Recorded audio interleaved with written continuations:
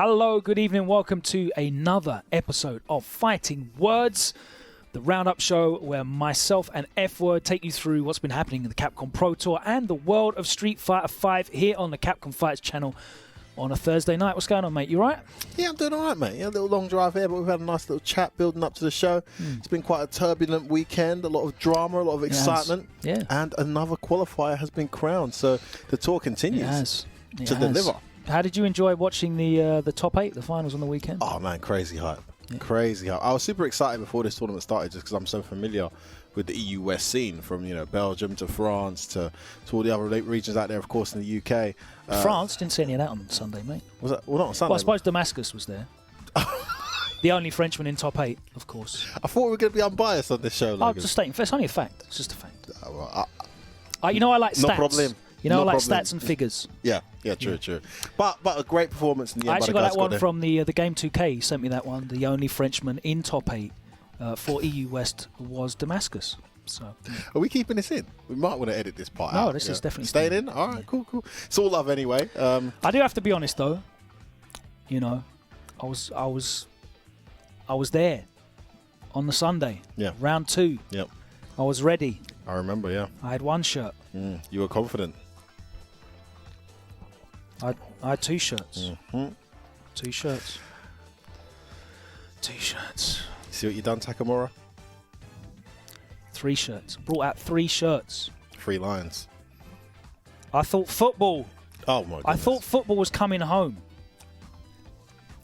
Was it 5 UK players in the top 8? None of it's coming home. Yeah. None of it's coming home. You won't let me down. Let's just edit this part out. Yeah, we'll get rid of it. Takamura, of course, is the name that is going into the Capcom Cup. That's Congratulations to him, I have to say.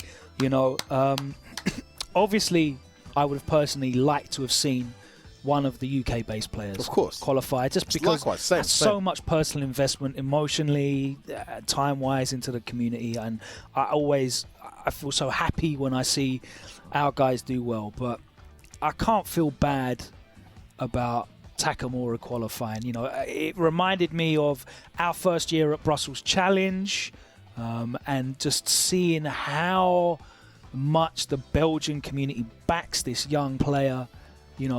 It's literally all of Belgium, and on Sunday it was all of Belgium and all of France. And all of France as well. I love that. Because Mr. Crimson still got the Belgian flag in his name. He said he's going to keep it for how long? Until the end of the tour or something like that? I don't know. And then everyone in the French community followed suit. But I've got to say, Frenchies, right? It wasn't necessarily a case of you guys supporting Takamura. It was more a case of you guys being against the UK. And I specifically Hurricane. Okay, right. I know he said some stuff on Twitter beforehand, and I know guys weren't too happy with the way things panned out with Problem X's matches too, right? But I'll tell you one thing, guys. It's all well and good having some banter. I like a bit of banter. I love it. Rivalry's healthy as well. It's the best. But you guys better be ready to back up your big mouths, because I think something's got to happen off the back of this. They've been rubbing it in our faces all weekend. Congratulations to the Belgians. The French got to rub in our faces? This is the thing. They're celebrating another guy's victory at our expense. I feel like something needs to be done about that. I feel like we need to have a little grudge settle, and we'll get that sorted in a few months' time. Mate, listen, I love rivalries. So it's what that healthy competitive rivalry is what makes the fighting game community as a whole so much fun. Yeah. You know what I mean? Like throwing it all the way back, and we're new to the FGC in terms of traveling and competing. Our first time traveling was in Street Fighter 4, but even going back to the team tournaments at Bushido Impact in Paris, it's so much I had fun. the pleasure of being exposed to the domestic scene as well, because even when I wasn't traveling as a player, I got to see the players come and travel to the UK, and that France v UK thing has been going on for years. Zach Bennett, Reinhardt versus what's the name of that guy? Johnny Jones. I've forgotten all the names of the 3S players in France. There's so many different rivalries going across, and it just dates back years and years. I love it, man. It's the European version. Yeah, of course. It's like the European version. Even Manchester, London for a while. I feel like the London and Manchester scene just got stronger and stronger when there was that little rivalry between us, And I love it. These things I love really it. It's like the European version of East Coast versus West Coast, Britain versus France. That's it.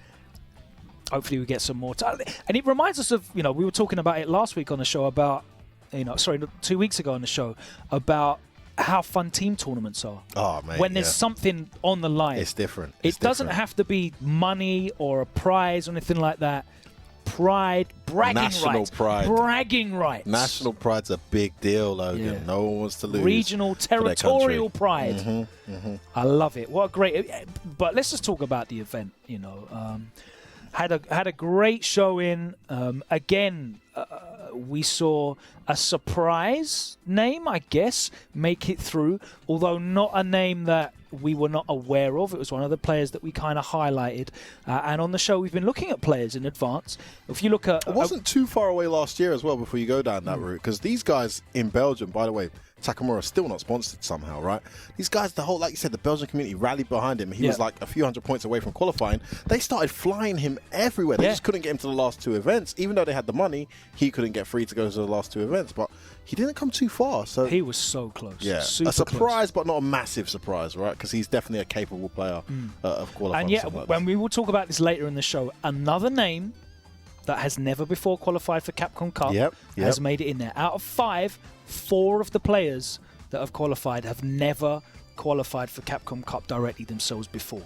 So it's an exciting season. Let's talk a little bit about this tournament. Obviously, some incredibly standout matches. I really want to take a look at the Broski Problem X set a little bit later on. What a match. We're going to pick that apart, have some real fun, because we don't get the chance now that we're doing this. We haven't had the opportunity to do real commentary. Yeah, we had a little bit of analysis on the 3v3. Commentary? What's that? No. Don't do that anymore, mate. Come on, this is a new era, mate. Yeah, we've evolved yet again. That's it. As Luffy told you, quit playing, become a commentator. Yeah. Now I have brought you in. Quit commentating and become a desk host. Boom. You get that regular work, my man. Who needs to compete in tournaments and fly home empty-handed, where you can just go there and talk about what happened and make a little bit of cash money? It's beautiful, man. Thank you, Luffy, for the great advice. Or you could just money match Luffy and make money out of him as well. That works as well. Occasionally, that used to happen back when. Oh, we used to love it. Back when Yorobuki was on point in Street Fighter 4. Back when the players had some gut in them, Back when they weren't all. What happened to money matches, mate? Are they still about? Well, they were talking about. I think Street Fighter 5 puts people for money matches there. To be fair, I think so. Oh, in certain communities. Yeah. In certain communities, because Picoro was talking about they still get down. They still get down with that, yeah. Yeah. I'd like to see that come back, man. That was a nice part of the scene. Yeah. It makes it that. And again, it brings us back to that rivalry thing. Right? Exactly. Love it. Anyway, we keep going off track. I want to talk about this EU West event. Oh man, what an event! My MVP for the weekend, definitely Broski. Oh, okay, definitely Broski. I see that. I hear that. My MVP. He, for me, had 2 of the most incredible sets. His set with Infectious, first of all, he played out of his mind in that set. Terrifying, by the way, extremely that matchup. Scary. Oh my God, so and scary. The ending there as well, when the crouching medium punch into the EX run slide, whiffed by a pixel.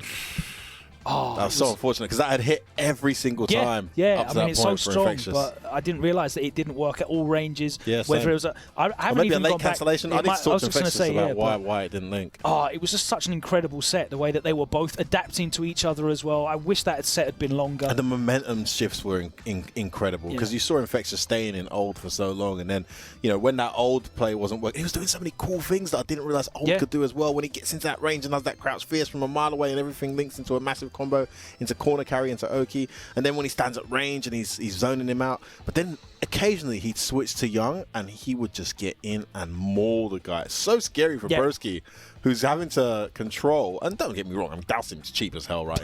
Let's be honest. There were some rounds where Infectious couldn't get in at all, and it's just this character's completely broken. Yeah, Roundhouse, the MVP. Controlling the space. It was incredible, man. It was really, really great. And I enjoyed that set, and then somehow he managed to have an even better set. Oh man, with Problem X, it was incredible, which was a fantastic really set. Incredible set. We had some really great matches as well, and some great performances from other players. I think Momi was a big standout as well. He really put up. We kind of mentioned Momi on the Sunday where I highlighted that we know he's got the quality. And the talent Absolutely. He's always had that from when he was like a little teenager, just popping up into the scene with his Fei Long, and it was incredibly clean. Just the ability and the composure that he had with Fei Long was way beyond his years. But I feel like some of the things we pointed out, like his composure in some of the final moments, which saw him lose at EGX in 2018. He had a disappointing performance in the Gfinity finals, if you remember. Yeah, I remember that, when they lost to Vitality. And I feel like, he had a couple of those moments again this weekend. It's interesting because I feel like if he was exposed to the environment more, that wouldn't be so much of an issue. I don't think it's a massive issue anyway, because he had moments like that leading up to the top 8, and he was able to pull it out of the bag and get there, right? But it's that extra step further to make it possible. I really love the way he was tweeting before it got to this event. He truly was like pumping himself up. I'm going to win. I'm going to do it for you guys. I don't care if I'm in losers. You could tell he really, really was getting that belief in before he went in. And you saw it in the way he played. And, man, was it against Problem X? It was the Wake Up CA. Wake Up CA. Because the ending. Problem was 2-0 up, right? Yeah, it was exactly. Problem was 2-0. He was cruising. And he wrenched that momentum back. Brought it was right so back. impressive. Right back. But then problem with the Wake Up CA. You don't believe, man. You got to believe. Le pif, as they say. You got to believe it's coming, and it came. But a great run from him and a great performance. I'm really looking forward to seeing what he can do the next. Some surprising, I guess, finishes. I mean, Luffy. You have to talk about Luffy. Of course. He didn't make top 8. He lost pretty badly to Vega Patch. Yeah, he's having a lot of trouble in that matchup, man, from what I've seen. I don't think it's a bad matchup for Mika. I think that's a matchup that you definitely have to really work on. Well, this is the thing. I'm wondering, when you got guys like MQS and of course Verdoyance doesn't play Fang anymore. You got Vega Patch, who's by far the best Fang in Europe and in most parts of the world. How exposed are you to these guys? Right, because this is a very obscure character. Yeah, your turns are very rare. He has glaring weaknesses but you need to be well aware of the patterns and how to exploit them. I mean, he's got really good tools to deal with the obvious ways in which Amika will get in. We saw him coward crouch in the drop kick, and that blew him the hell up.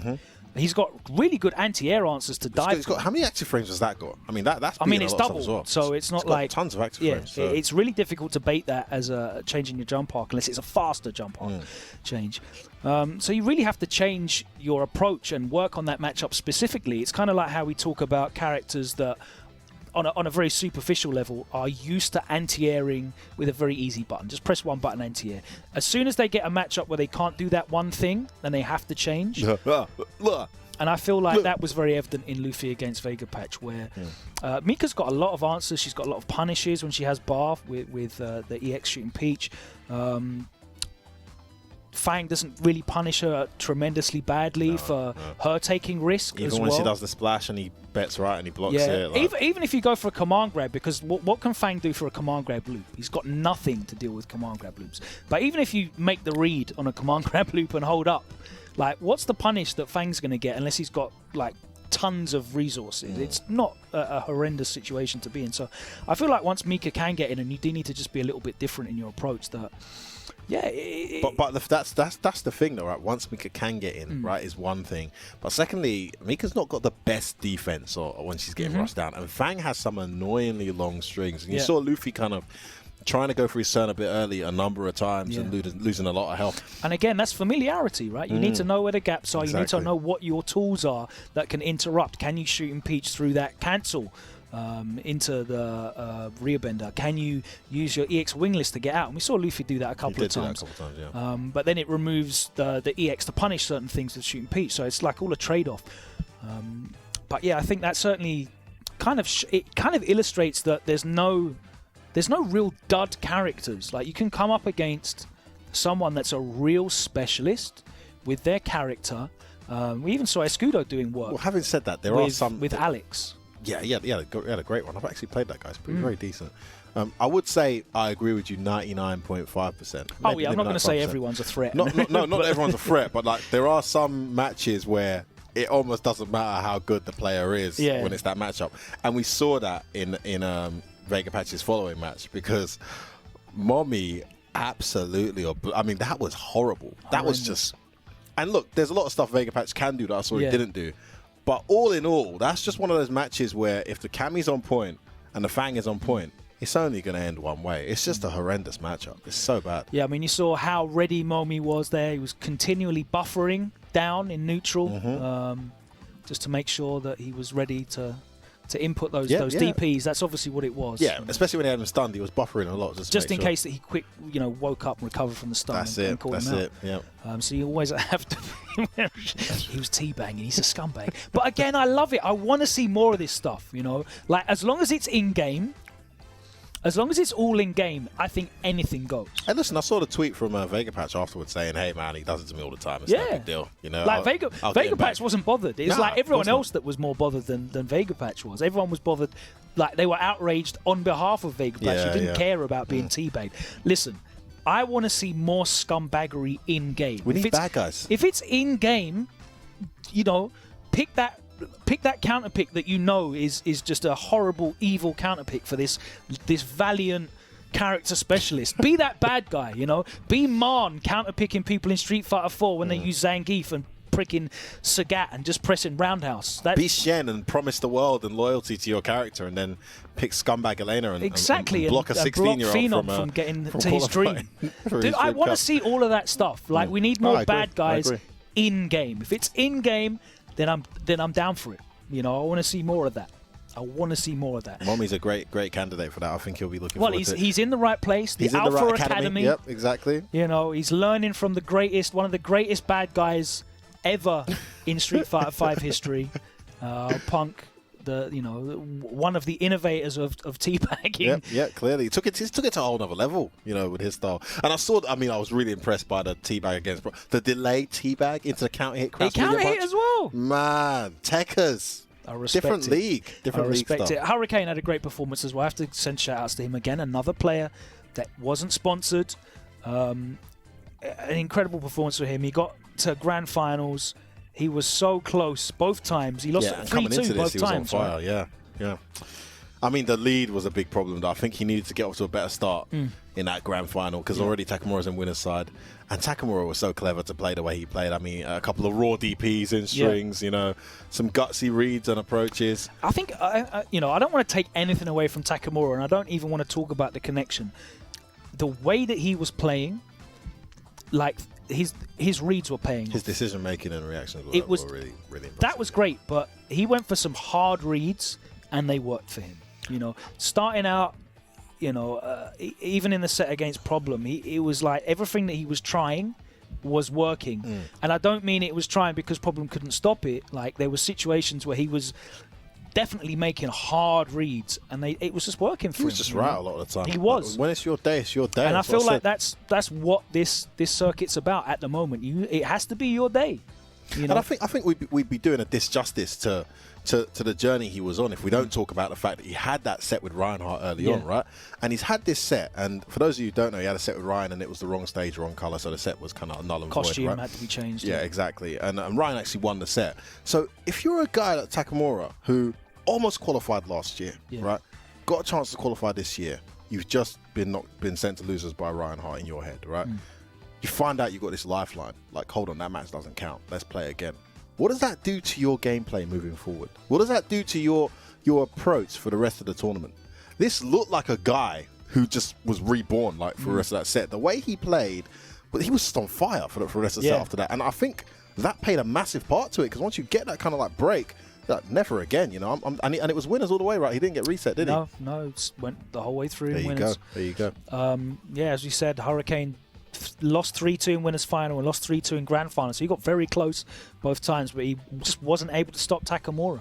Yeah. Those sets were brilliant, by the way. I mean, Hurricane really started. He was 2-0 down. He's like, man, I'm going to take it to this guy. Proper took it to him. But Takamura, man, just so many good reactions and reads like in the set as well. Good anticipation for Hurricane's approach. Hurricane's so difficult to predict. And he was able to, at vital moments, read what the approach was going to be, read what the attempt was going to be, and punish him big time for it. Very impressed. Again, congratulations to Takamura. Just great performance. Yeah, well, let's take a look at Takamura's run through the tournament. We're also going to look at Broski versus Problem X a little bit after that as well, after we talk about Takamura and his history and how it's going to look for him going into Capcom Cup, new territory for him. But let's have a look at his run through the tournament, including controversial set with Ryan Hart, the set with Problem X, and his run through winners and grand finals against Hurricane. All of that coming for you right now here. Let's take a look.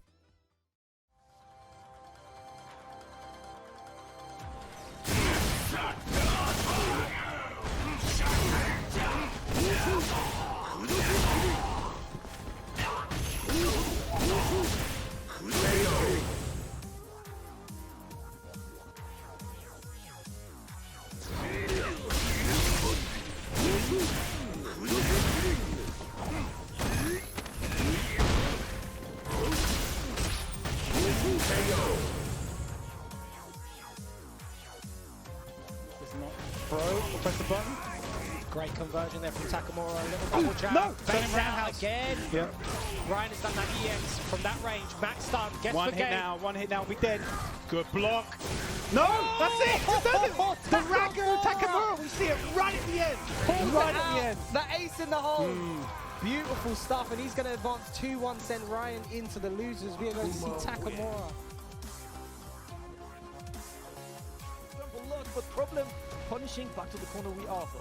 Oh, again, another shimmy. Takamura has full V trigger now. Problem in a horrible situation. Has to get out. The forward throw. Dash in. And that's it. Takamura's going to go up 2-0. Tengen, this is exactly the same thing. Looking at 3, bruv. Here comes Problem, though. Don't count him out. Oh, EXDP through it. I know your options. Big call out from Takamura. Oh my days! Nah, gas, absolutely insane. Takamura's going in. Problem not teching. Oh, the DP again. Takamura is going to send Problem down to losers with a 3-0. Oh my days! Error there from Takamura, expecting a dive kick to come out. Nothing there. The frame trap. Come on, grab. Shimmy, shammy. Bang! And that is going to be another round for Takamura, who is looking really convincing now. Hurricane has to stop the bleeding. He has managed to stave off a little set point once. Oh no! Brainless! Anti-attempts, not working on this. Hurricane completely losing it. Hurricane betting, and the bet did not convert this time. Of course, it's not going to kill, but that's going to be one touchy. But that's going to be good. Into the corner, Hurricane. Using the throw, waiting for Takamura. Try to DP me, fam. No anti-air on this. Into the dive kick. Oh, there's the DP. He's not dead, though. He's got one more. The meaty. Don't try and do anything, Takamura. Great situation right now, being in winners. Hurricane will have to put in more, but Takamura is immediately showing you it's not going to be an easy ride, fam. Oh, a high stun already. Gets the stun. Takamura is just looking too on form right now. Tech. Oh, little walk back jab. Cheeky. Oh, and the jump back jab, Takamura. Hurricane has critical art. He can still do this and bring this back. The crouch fist confirmed. Wow, oh wow, and that's going to equalize it. No, one more slip. Are you serious? Oh, he DP'd! Takamura! Oh, I've seen that sequence before. Ouch. Oh, big punish. Ow, ow, ow. And the stun, that should be enough, right? Yeah, that is enough. He's got that red. Oh, no, maybe I'm not sure. No. The scaling gonna save him. What? Okay. Golden moment for Hurricane to make a statement and get one. And you can see he blocked. He was like, yo, he's a nut. Yeah. He's a nut. He's gonna do this. Stop time, but could not get the conversion on this. Activation. Yeah, no. the DP. Ouch. Smelt it. Ouch. Can he kill? Yes, he can. Oh my god, what a comeback by Hurricane, and that activation station on his side. Hurricane not pressing any button and trying to escape, but that was not the right solution on this Takamura now. Getting him close to a stun situation, and you know the demon might come. Oh my days, the whip Ponisha. Footsies. This is the Street Fighter we all know and love. Hurricane backdashing out. Have to be careful, just activating brazenly. Oh, that was Brilliant. smart as Very hell. smart. That was smart as hell. Stop the time to make sure you get the timing right. He's not gonna kill again, and he doesn't have a DP this time. You've got to hold that, and Hurricane evens it up. That set is looking ridiculous so far. Meaty grab, Hurricane waking up with a button. Oh, the whiff punish with the stab fist. Uh-oh. Oh, that's gonna be good. Very big damage. Surprised he's still in the corner with this, but he's going for the maximum damage, and this doesn't care. Uses all the resources. Look at all that bar, man. All of that for a DP. Takamura has got to regret that DP now. Oh, stuffs out and stops it. Yes, bro. I can punish that. Back medium punch is only 4 frames. Any touch or fireball can get gone through. That's why you're seeing the stand medium kicks into the fireballs. Oh, he did not get the conversion. Destroy and walk up. Grab Takamura is up 2-1. Gets the meaty throw again. A lot of meaty throws going on between these two players. He's getting the conversion. Oh, this time don't try and backdash or walk back. Bang, bang. No, but he's going to get a great setup off of this. Wake up, jab, back throw. He's been doing that. But that's so because much. Hurricane is scared of pressing buttons due to a DP. So Takamura is just playing that mind game fully. Today, the Veer Russell is going to hit no NT on this. No That could critical have art been a critical art for the kill, but not happening yet. And now Hurricane has to hold this one. He's not going to press a button. He's going to be happy to take the throw. That's not going to kill, though. Uh-oh. Yeah, maybe. He should have gone for a critical art or something like that. But he gets the crouching medium kick and makes it 2-2. I have got a migraine. You want more GGs. Tick throw from Takamura. Oh, and the opening. Yeah, Takamura has scouted that after throw. Hurricane has to wake up with that stand fierce. Saw him holding in neutral and then walking forward afterwards. Wake up EXDP. It's his time. It's his time to DP as well. He's going to activate. Oh, stand fierce. Great confirm. Oh, DP in your face. Don't try and throw, bro. That was a normal DP, man. Like DP on form and poise. Another whiff punish. Another drop. Oh, the call out. It's going to be a one touch. Guess for game. Guess for the tournament. Takamura is going to qualify. I can't even talk, Samad. Oh, my days. There you have it. Takamura has qualified for Capcom Cup, the first time in his history after so many times of trying, after having so much heartbreak last season. This kid comes out and plays like that to book his place in the final. I mean, how must he be feeling right now, Logan Summer? You know, as happy as he's got to be, as I said earlier, man, like, I'm just pleased for the community around him, because a win for him is a win for that entire Belgian FGC. You know, his brother Kef de Rose, and we've seen how much he's done to help and support his little brother. You know, we're flown around the world with him, traveled with him every week to Gfinity, because he couldn't speak a word of English when he was doing Gfinity. He was still a minor. I think he was still under 18 then as well when we were running Gfinity. And I mean, that was really his breakout. We saw him develop there, make the switch to Akuma, and he was become Ken at the start, wasn't he? A much bigger threat. I have to say as well, I was getting flashbacks to his old Ken style. Yes, I was going to say that, mate. Bro, honestly, I think that's the perfect balance for him, though, right? Because he can play so clean and calculated, but every now and then, don't forget that at heart, this is a Ken player, guys, yeah? He will like DP your string. He will random Tatsu in neutral. He will catch you out while playing clean at the same time. So I think it's the perfect balance. Yeah, and I mean, he's not a player that's not capable of winning a big event offline. Yeah, he has done so. Absolutely.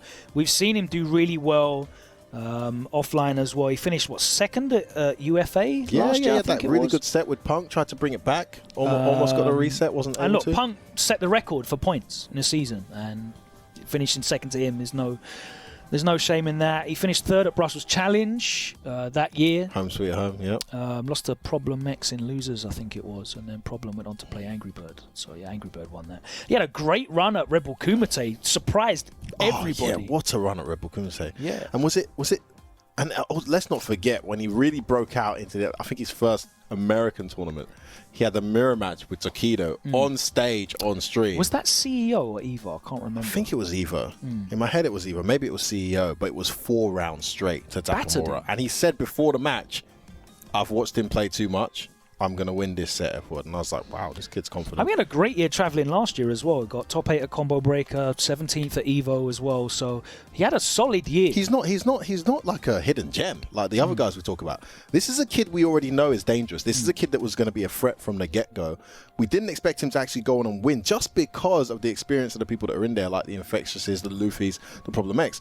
But it's not a massive surprise that Takamura's been able to pull this off. And actually, I'm super excited to see. No, I mean, it's not an unknown name. It's not a name that we would have... It was one of the 6 names that we pulled up. That's it. Exactly, it was. And on their day, They're all capable of winning a tournament, and it's a region-locked tournament. It's only Europe. Don't have to worry about any other world-class level players on their day, and it was his day, you know. It really was his day, yeah. I'm really looking forward to see how he does against the elites of the world when it comes around, because I think his style will be problematic for some of the more traditional It's very interesting to think about how he will play in an offline environment now. As we get to the finals, when they may happen, wherever they may happen, they have to be offline, because it's not like, you know, it's not like the person that qualifies from China can play the person that qualified from NA West Coast, and they're going to play online. That's just not doable on any netcode that exists in the universe. Exactly, yeah. So I'm assuming that Capcom Cup will be offline. How's he going to translate there? A lot of the stuff, I mean, you know, I saw a lot of people commenting on, you know, Problem X's performance and how a lot of his control style just wasn't able to translate into the wildly varied online environment. And we saw just the momentum with Takamura, who he just was able to not only impose himself but get away with a lot of situations in which Problem would have taken back the momentum, baited wake up DP, into cancel that wasn't punished. Yeah, didn't get a punish. Yeah. There was another obvious combo drop that happened. I think it was the Hellfire into Scissors that didn't come off as well. I actually think that question you ask, the answer I already know, because I've seen the kid play tons offline, and I actually had the pleasure of playing against him online and offline.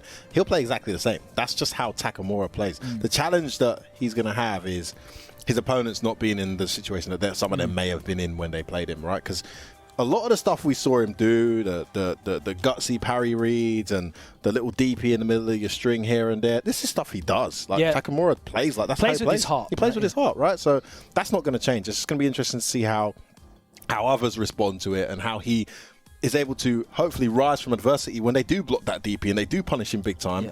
You know, can he come back and make sure it's still on his side? That's the only thing we need to worry about. Style-wise, that's just Takamura. He'll be the same.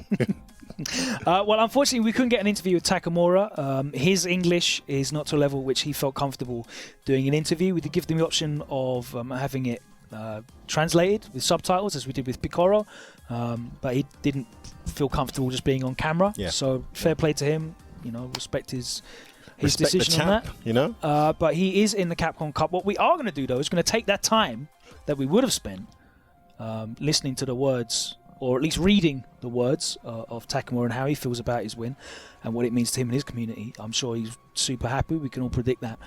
We're going to take a look at one of the standout sets, and we haven't had, as I said, we haven't had a chance to do this on the show. Yeah, because there's so much great something content. I'd like to do going forwards if we have the opportunity to do this again.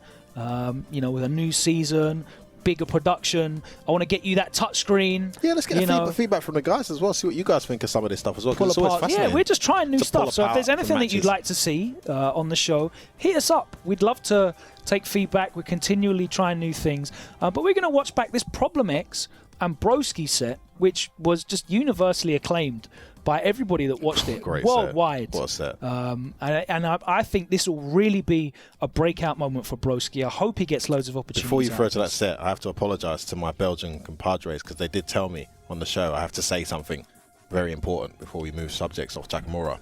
Oh, please, what random French in terrible accent is this going to be? On est chez nous.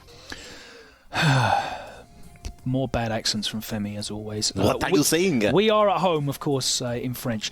We're going to take a very short break, and then we're going to be back on the other side. We're going to look at this Broski versus Problem X set, the breakout set. I think this is going to be for Broski. Hopefully, this one gives him a lot of opportunities. But what are you saying, Logan? My French accent is Shut amazing. Up, man. For the love of everything. C'est très bien. Bruv, we'll be back after this. Hopefully not with this guy.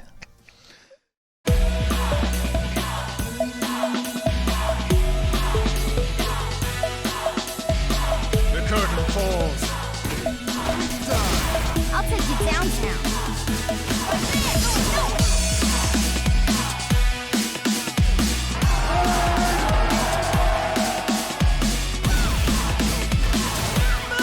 That's how you start the fight and finish it quickly. Let's have some fun.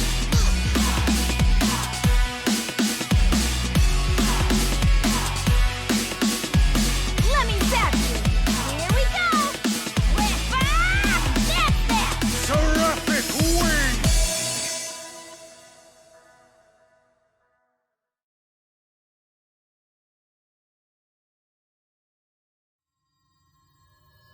my unveiling, I will be exposed to the entire world. When the time of the prophecy comes, when all is revealed, then the people of the world will rejoice, already knowing who I am.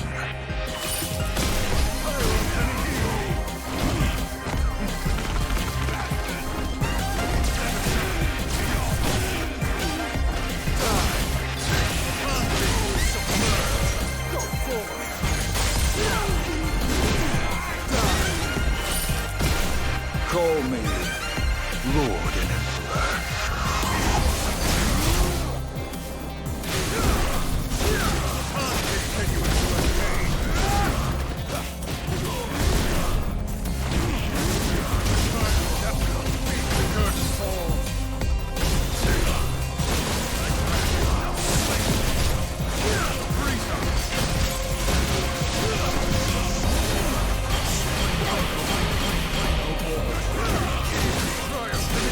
God's will.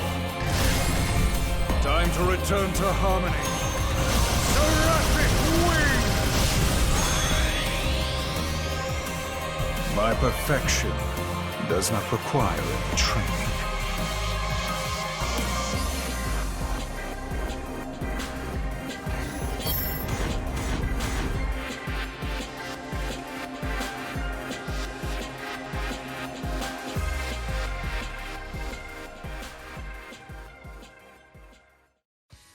Welcome back to Fighting Words. I hope you guys had a nice little break there as we get ready to watch one of the hypest sets, maybe the hypest set of the whole tournament this weekend past. Problem X versus Broski. Everyone was talking about it after it happened. I even saw these guys exchange friendly words after the set. They were so blown away by how it went. A rare compliment from Problem X. I know. A compliment from Problem X?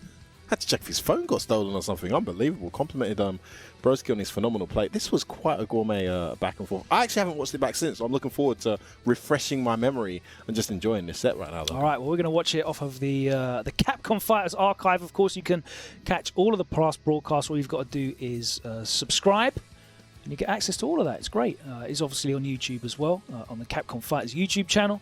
So get involved. All right, we are going to start the footage.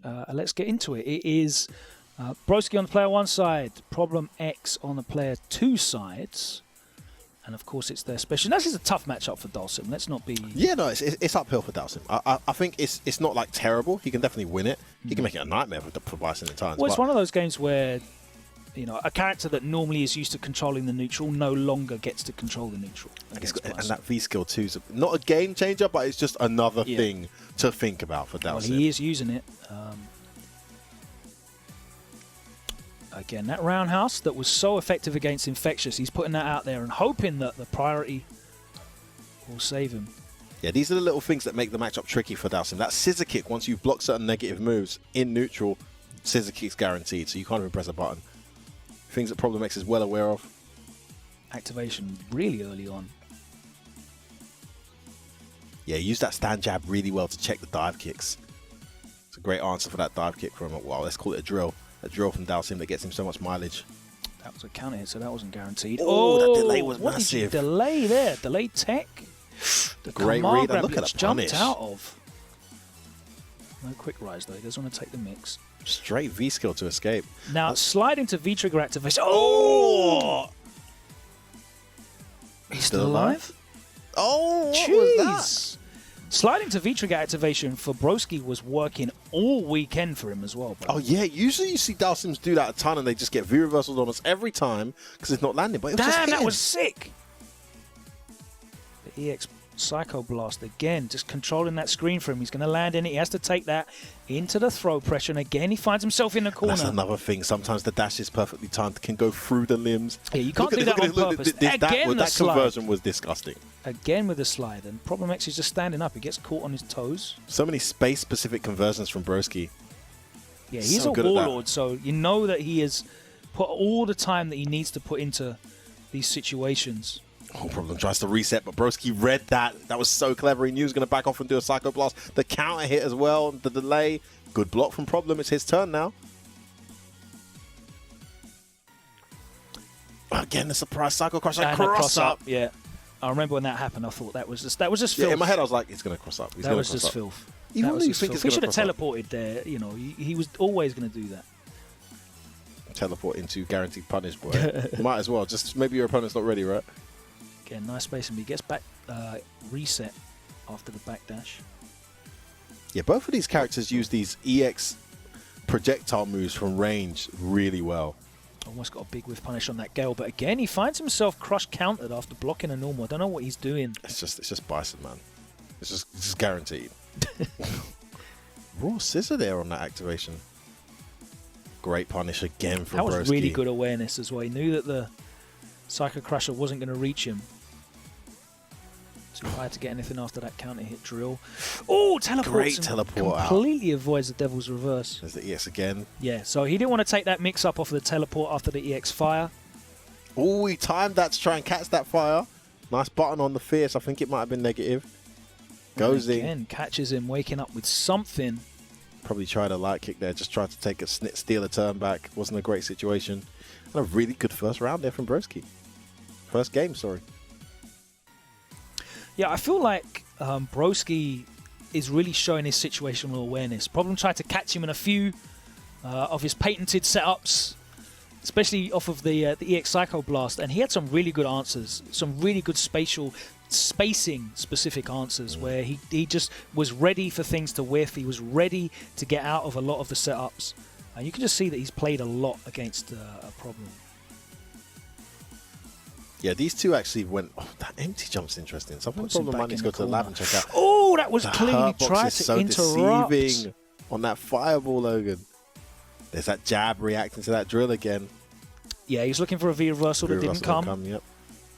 This time the low hits. And this is a horrible situation. Plus blocks it out. Instant overhead. It doesn't matter how good your defense is. Instant overhead was such a good read as well because he's been going low so often. Especially when the reward is a full stun, man. Yeah, it's just a raw 50-50.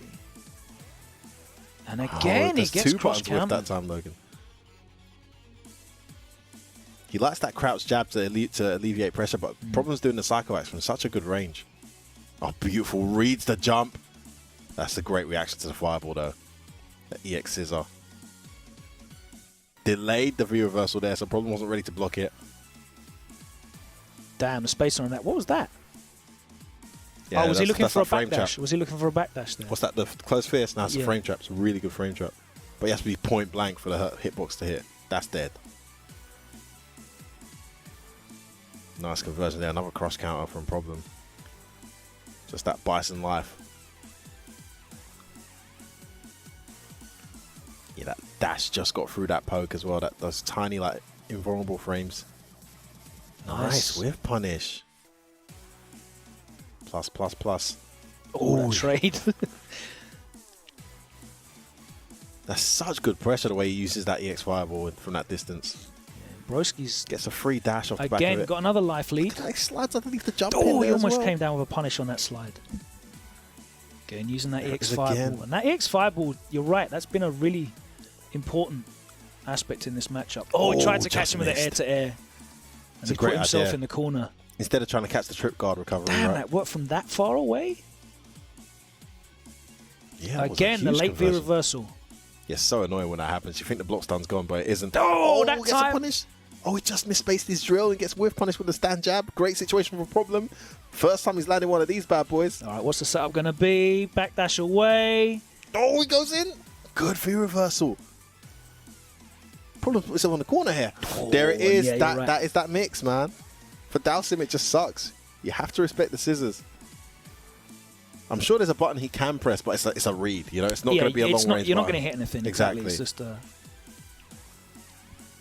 Problem makes it. I mean, that setup there after the command grab, you're expecting to see that backdash EX Psycho Blast come out. He came out with the V skill 2 to try and catch him unawares. But Broski even then was ready for that. Probably trying to read a fireball maybe or something. Ready for that though, and didn't get caught.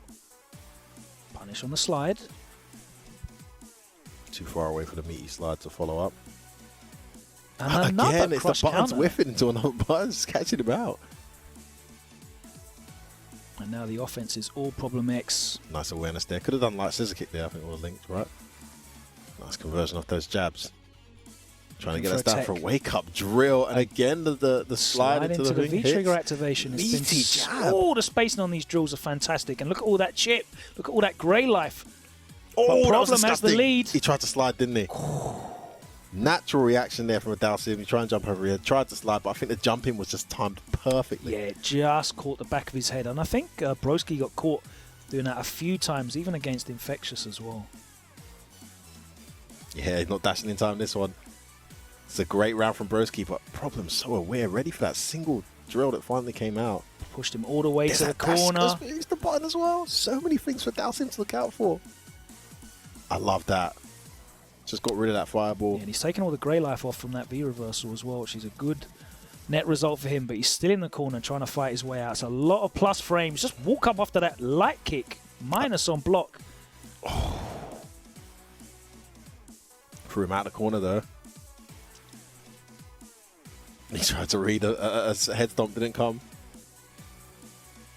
Buttons again. There's that string. Plus, goes for the drill. I love this sequence. And he gets shimmied. Beautiful sequence. Such what was that? Wake up what? EX something. Yeah, I think he thought it was on the other side, right? I wonder what it might have been. Yeah, Broski's so good at turning on the pressure when he needs to with that EX fireball. Resets the plus frames with a drill as well. It's very similar to Bison in a way, like, you know. Oh, that time he was just off on the spacing. And again. Oh, yeah. But Problem's doing just a tiny walking little back. walk Yeah, back. you can see. Ready for that teleport. Because these are auto space strings. And he's been getting pinned down by them a lot. So even with Bison's bad walk speed, you can still get out of them. Great slide there to get the recovery on that head stomp.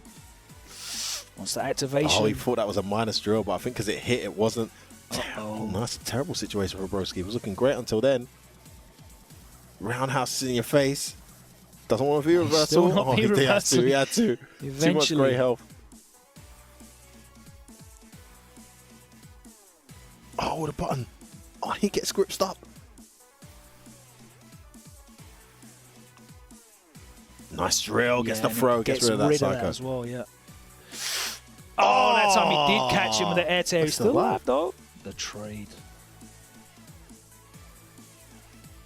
Yeah, that V skill is a really good answer for a lot of things. I think I saw him evade a command throw with it as well. I actually didn't know that. I mean, I guess I'm very late, but what is that? What is the airborne frames? What frame is the airborne on V skill? Oh, you just jump into it.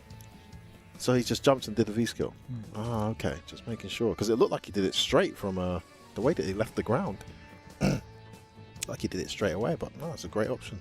You get a decent punish as well. One thing a myth about Dalsim is he doesn't get great punishes for jumping command grabs. Oh, yes, he does. When he's using if he's got bar, or instant jump teleport as well. Oh my god, stopping the dash. Oh, nice. Yeah, again, that Gale just outside of range, and Problem X had the awareness. Okay, he's reacting. So he's ready for that delayed little V reversal. Yeah, he just waited that time, yeah. Jab into the walk-up command grab. What's it going to be? Oh my god, this is going to hurt. Bang, into the air. The reset, yes, the side switch online. What are you doing about that? I was expecting a Psycho Crusher or something. It didn't come. Just a normal dash. Or even just a blast into the combo and the knockdown. It looks obvious, right? But when you're... Oh, good timing. Yeah, he's ready. Yeah, he knows that's coming. So straight away, beautiful reaction and awareness there from Broski. Missed his meaty, but gets the back throw anyway.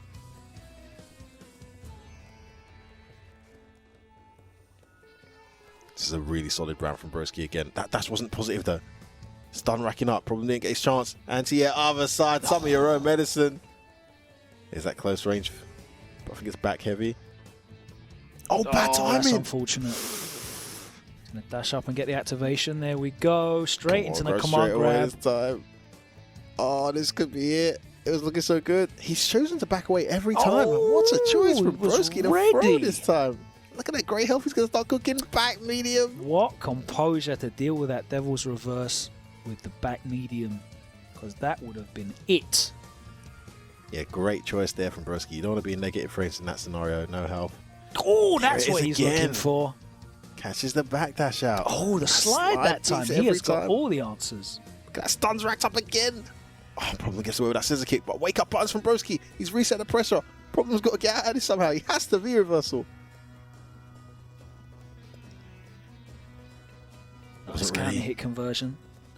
Doesn't want to spend the bar. Just goes in. EX Psycho. No, dashes forward. And he was expecting the EX Psycho, so he woke up with a fire straight away. Again, the activation works out for him. He's just piling up the chip on the grey. Oh, that did so much. Oh, no way. He saw the jump and went straight for the air gale. So impressive that from Broski. It looked like Problem had got the perfect time jumping, but no, he hadn't. Man, the foresight on these guys.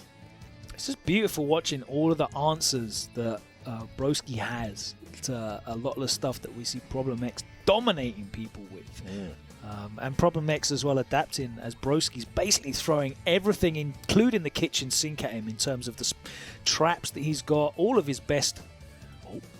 He's very good at giving Problem some of his own medicine as well with those plus frames. Some of that plus pressure has been really, really strong from Broski. Problem's used to scissor kicks though when Dow seems like negative nice. 1 He or got 2. air reset and was ready to punish that blast that whiffed. Gets himself out of the corner.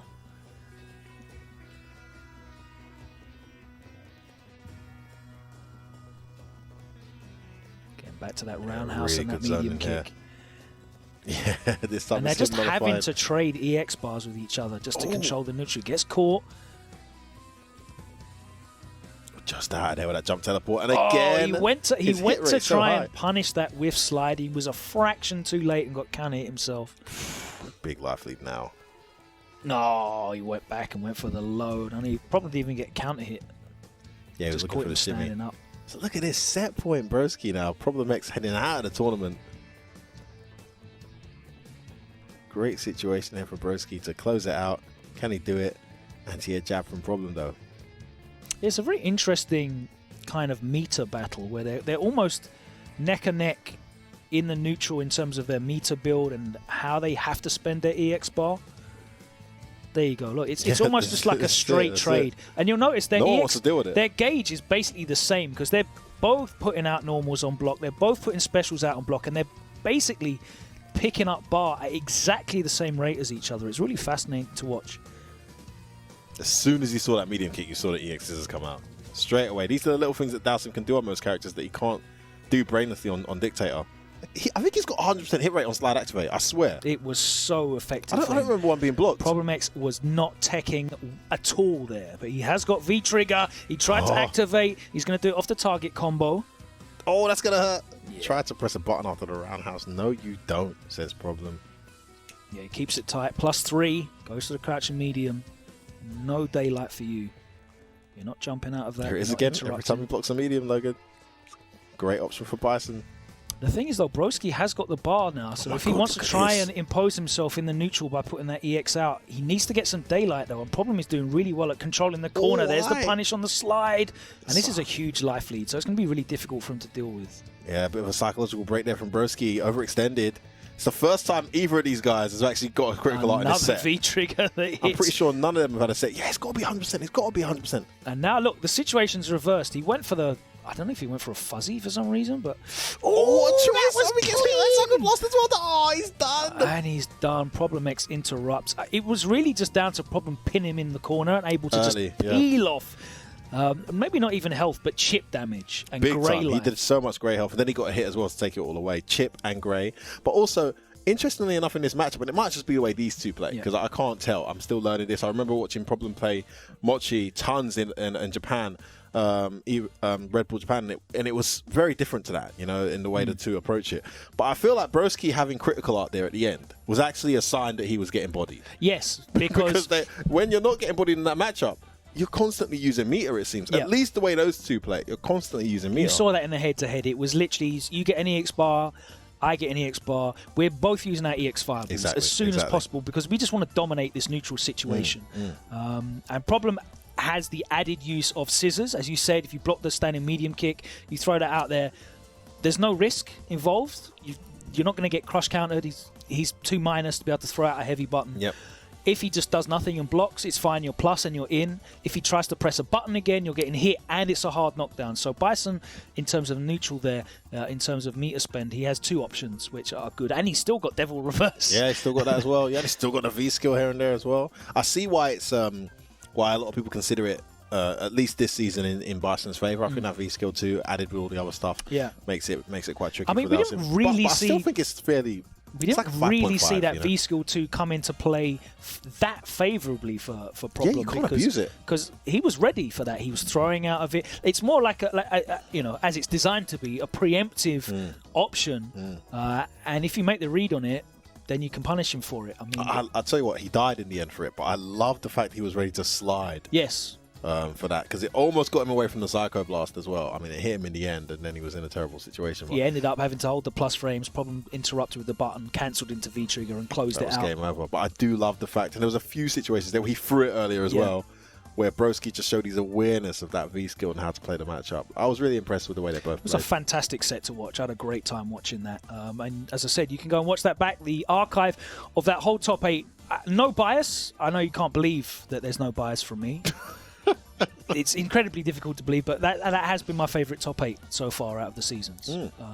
I did really enjoy... Actually, that's what I'm surprised. I thought you would have said that was your least favourite top 8, obviously, because 5 UK guys in top 8 and none of us won. So in terms of just raw Street Fighter 5 play, it was. I really enjoyed Southeast Asia as well. SKZ putting on a clinic. Chuan had some great performances as well. But for me, this has been my favourite top 8 so far. But we've got lots of top 8s to come. Speaking of top 8s, though, we now have 5 players in that Capcom Cup.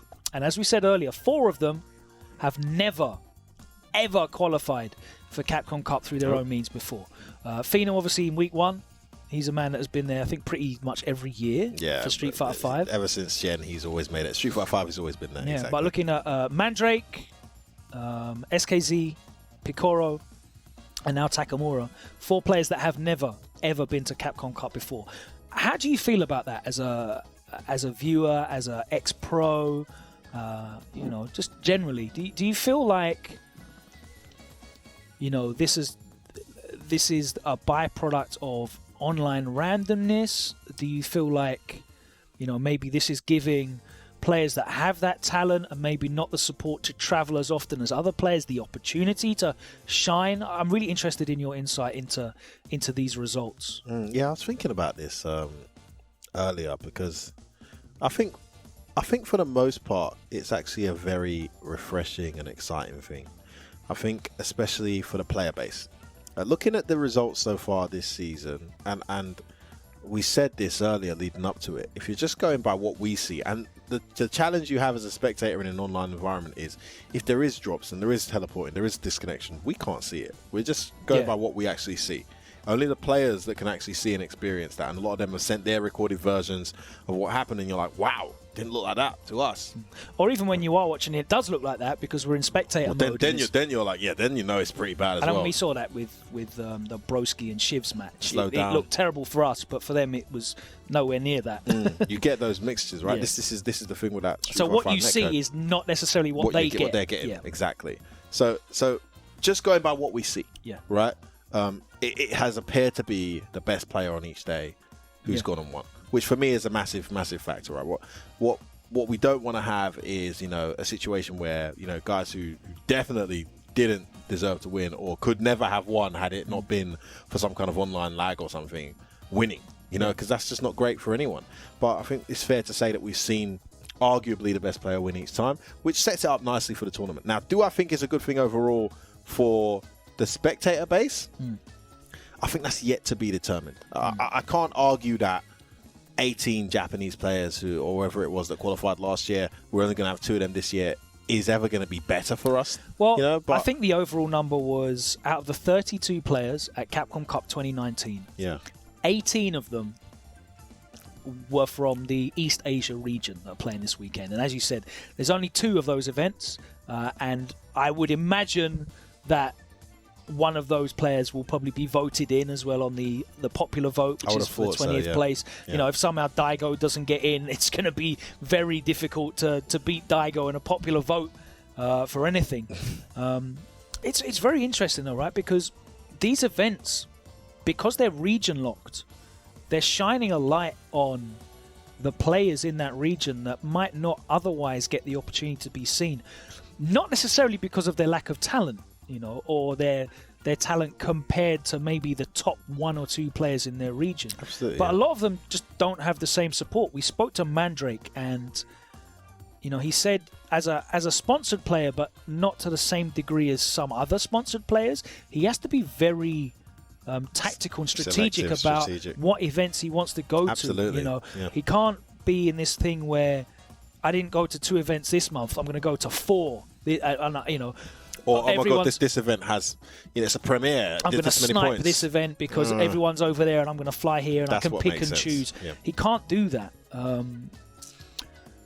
So it's getting the opportunity. And maybe if you're not even winning, you're seeing players that are coming through and really making a good account of themselves, like your Broskis and Hurricanes, like your Chuans and your Brandons. You know, all of those players like Metro M that have come through and have made a name for themselves. Players like Wellington, who got to the grand finals with his boxer in South America, and all the players that we are going to see in, I think, 2 weeks' time for Central America. That's going to be ram-packed as well with players in there that we don't get to see travel. Worth adding to what you're saying as well that I think is great for those names is, and we all know, let's just be honest with ourselves, if you look at the viewership, you look at the numbers, right? Actually, the situation we have now, with it being online only, is actually giving more attention to the online event than it would normally get to. Of course. So the online event last year, I'll be honest, I love them, but there was a few weekends where I didn't watch the whole thing. I just caught up with the grand finals on a Tuesday or something like that. Actually, what's happening now is a lot of people who did that are sitting and watching the whole thing through. So not only are these guys getting a chance to shine, but they're getting more exposure as well. You know, we hope that this leads to like more opportunities, maybe some partnerships and sponsorships for them as well. Yeah. But when you look at guys like SKZ and your interview with him and what he has to go through, and the idea of traveling to Evo is like, you know, he's got to choose between his university degree or traveling to Evo. It's not that deep, but it arguably is when you look at how much it cost him. Oh, right? Yeah, sorry, no, that was Chuan who was talking about how it was $4,000 or something. Yeah, just Chuan, exactly. To get there in the hotel, which is crazy. Insane, you know, but then suddenly, this is a guy who almost qualified because he's in this environment where the online means that much more. Yeah. These are the positive things. But I have to say, overall, I think for the player base, I think it's better. You know, the overall player base. I think for the pro player base, it's undoubtedly worse for them. And for the spectators, it's not going to be the same as like a full Capcom Cup. But we said this on the first episode of Fighting Words.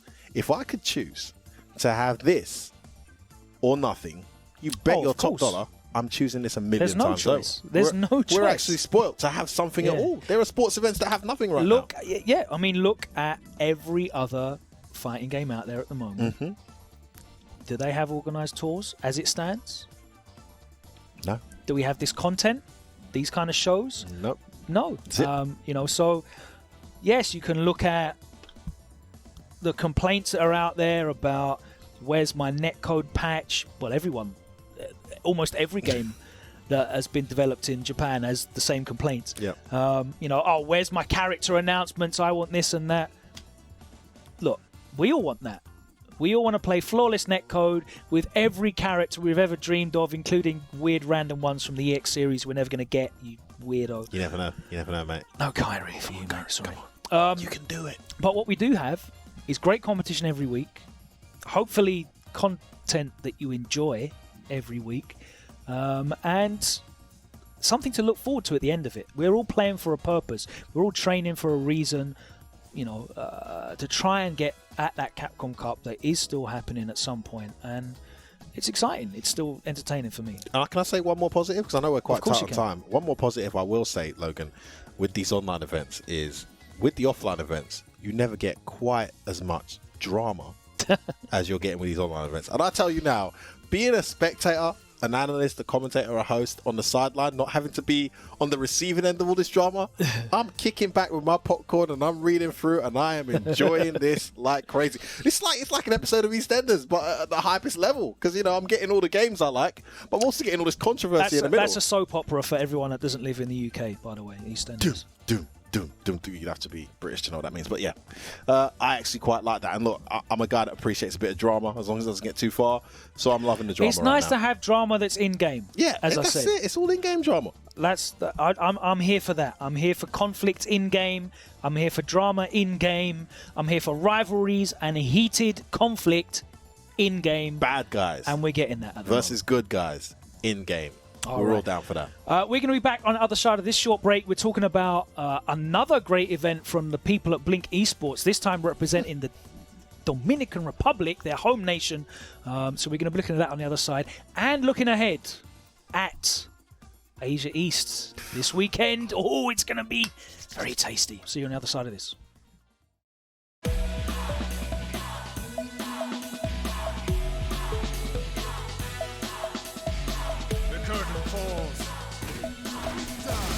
I'll take you downtown.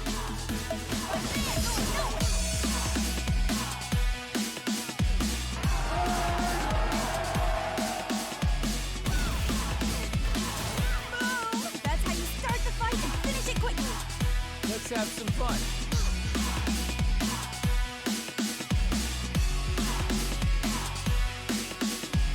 Let me zap you. Here we go. Lift up. That's that. Terrific wing!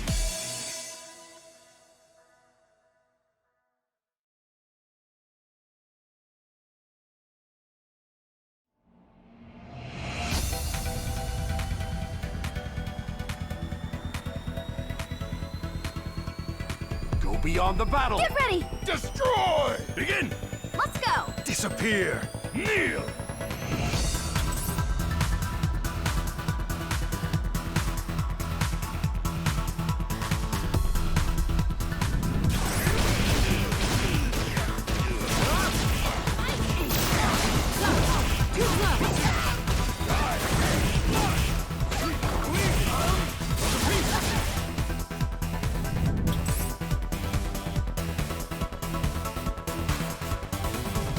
You do not have the strength to crush the spirit of the king. All right. I really like to exercise. And training is a lot of fun. Time to meet your death, vile insect. Pull out all the stuff. Hadouken! Resurrection!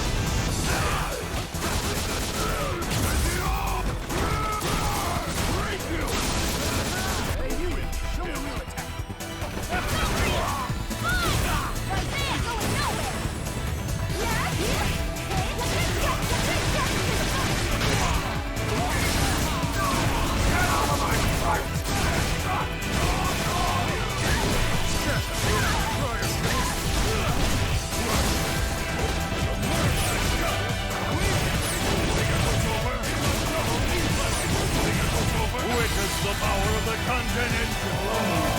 This is the power of the king!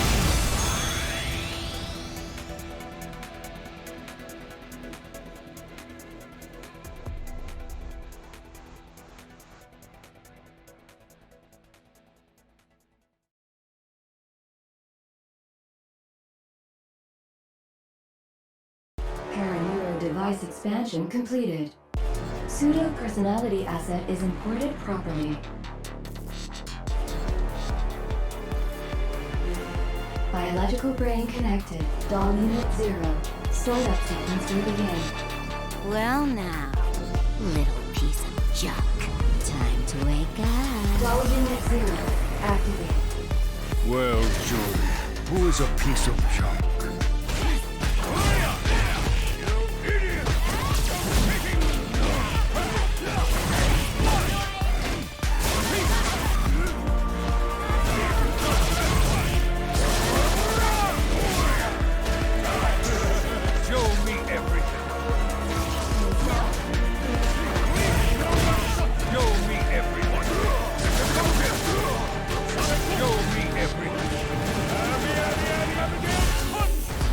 Installed. Show me something worth taking.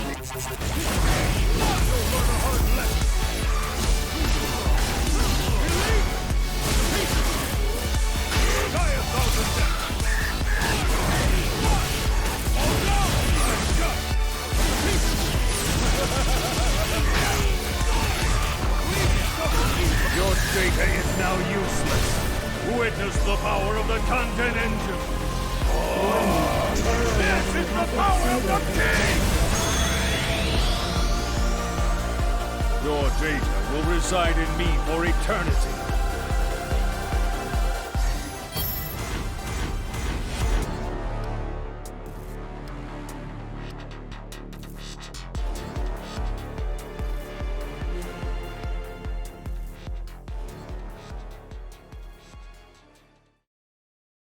Welcome back to Fighting Words here every Thursday on Capcom Fight as well. Almost every Thursday. When there's an event, we round it up afterwards. When there's not an event, we're not here. But most Thursdays, we're here on Capcom Fighters talking about, of course, the Capcom Pro Tour and all the exciting events that are happening, but also the world of Street Fighter V. Which is a quite fascinating and exciting world. I'm looking forward to some of the segments we're going to have where we're covering some places that you guys may not even be aware have Street Fighter. But talking about the world of Street Fighter, we're heading over to Central America right now for what has been one hell of an event, right, Logan? That's right. I mean, we've got the Central American CPT coming up in August, which is going to be action-packed, jam-packed. You know the quality of players that are coming out of that region. They've benefited massively from the exposure after MENA taking the Capcom Cup in 2017.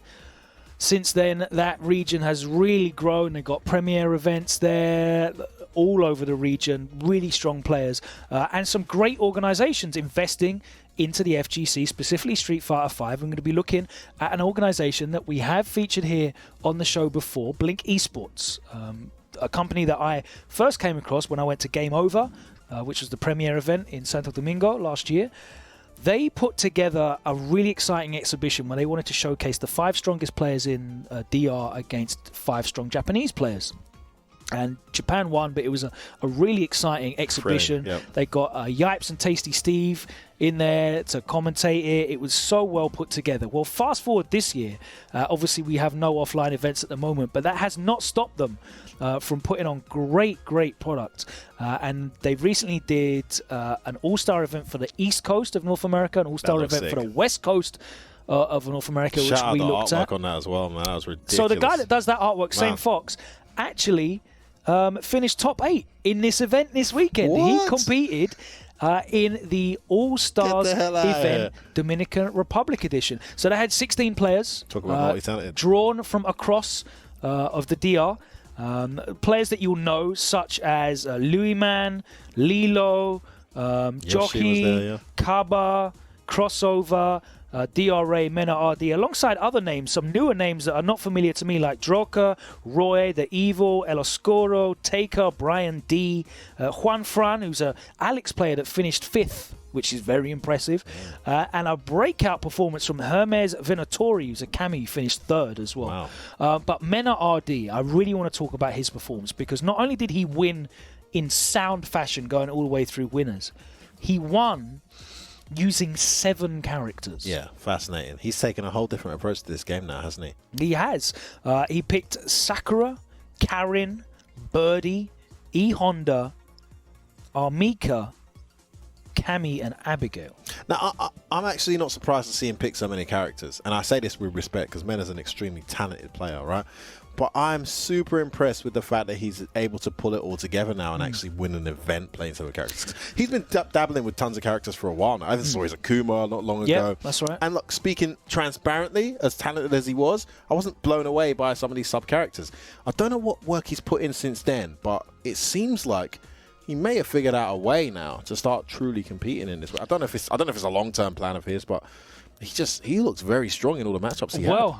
We don't need to speculate because we spoke to the man himself, gave us an exclusive interview, and we've got some great highlight footage as well from this tournament, so you can see players performing like Hermes Venatori, who I mentioned. DRA, great to see DRA in the grand finals. It wasn't the grand finals was a little bit one-sided, but he made it there at least. He definitely picked the characters to give him the best chance of winning it. I mean, well, we'll see, because he actually ended up using Ibuki and Ryu as well. Yeah, the Ryu is what surprised me. Yeah, Ryu in grand finals, the one and only time you'll probably see it this year. But let's get into this exclusive interview with Mena RD talking about the great event that Blink Esports put together this weekend, in general, the community in DR, and how he is preparing and his new strategies in terms of his counterpick characters going into the CPT coming up in a couple of weeks' time. Let's look at this right now. We'll be back on the other side to discuss what we hear. These tournaments that are happening in the DR, like It's just this pandemic, this COVID-19 situation. You can't have tournaments. You know, we're used to playing every single day.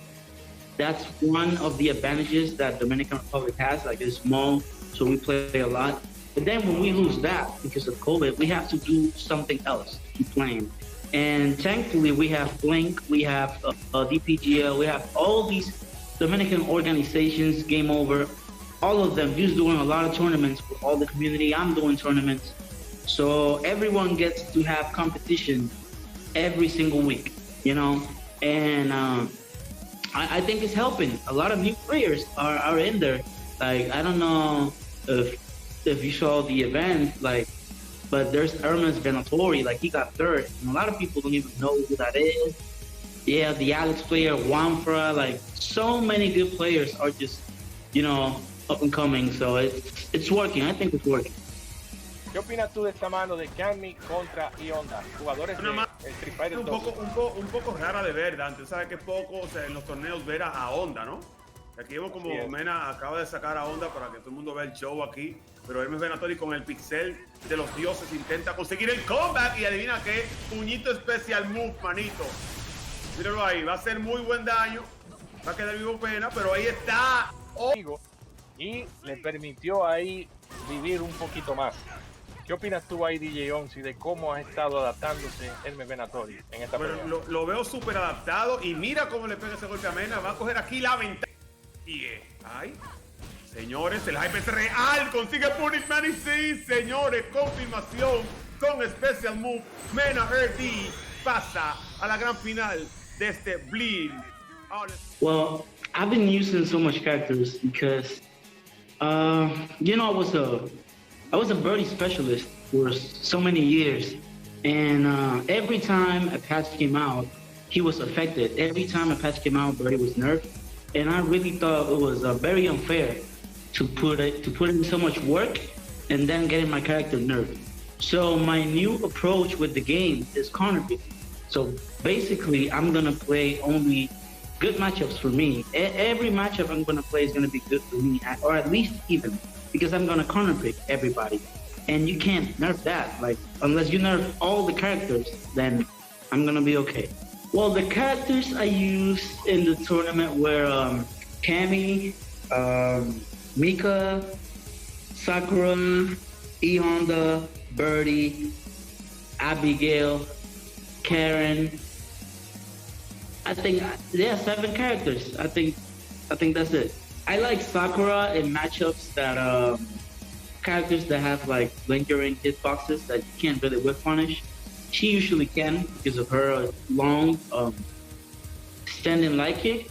I like Cammy to beat G. I like Cammy basically just for that.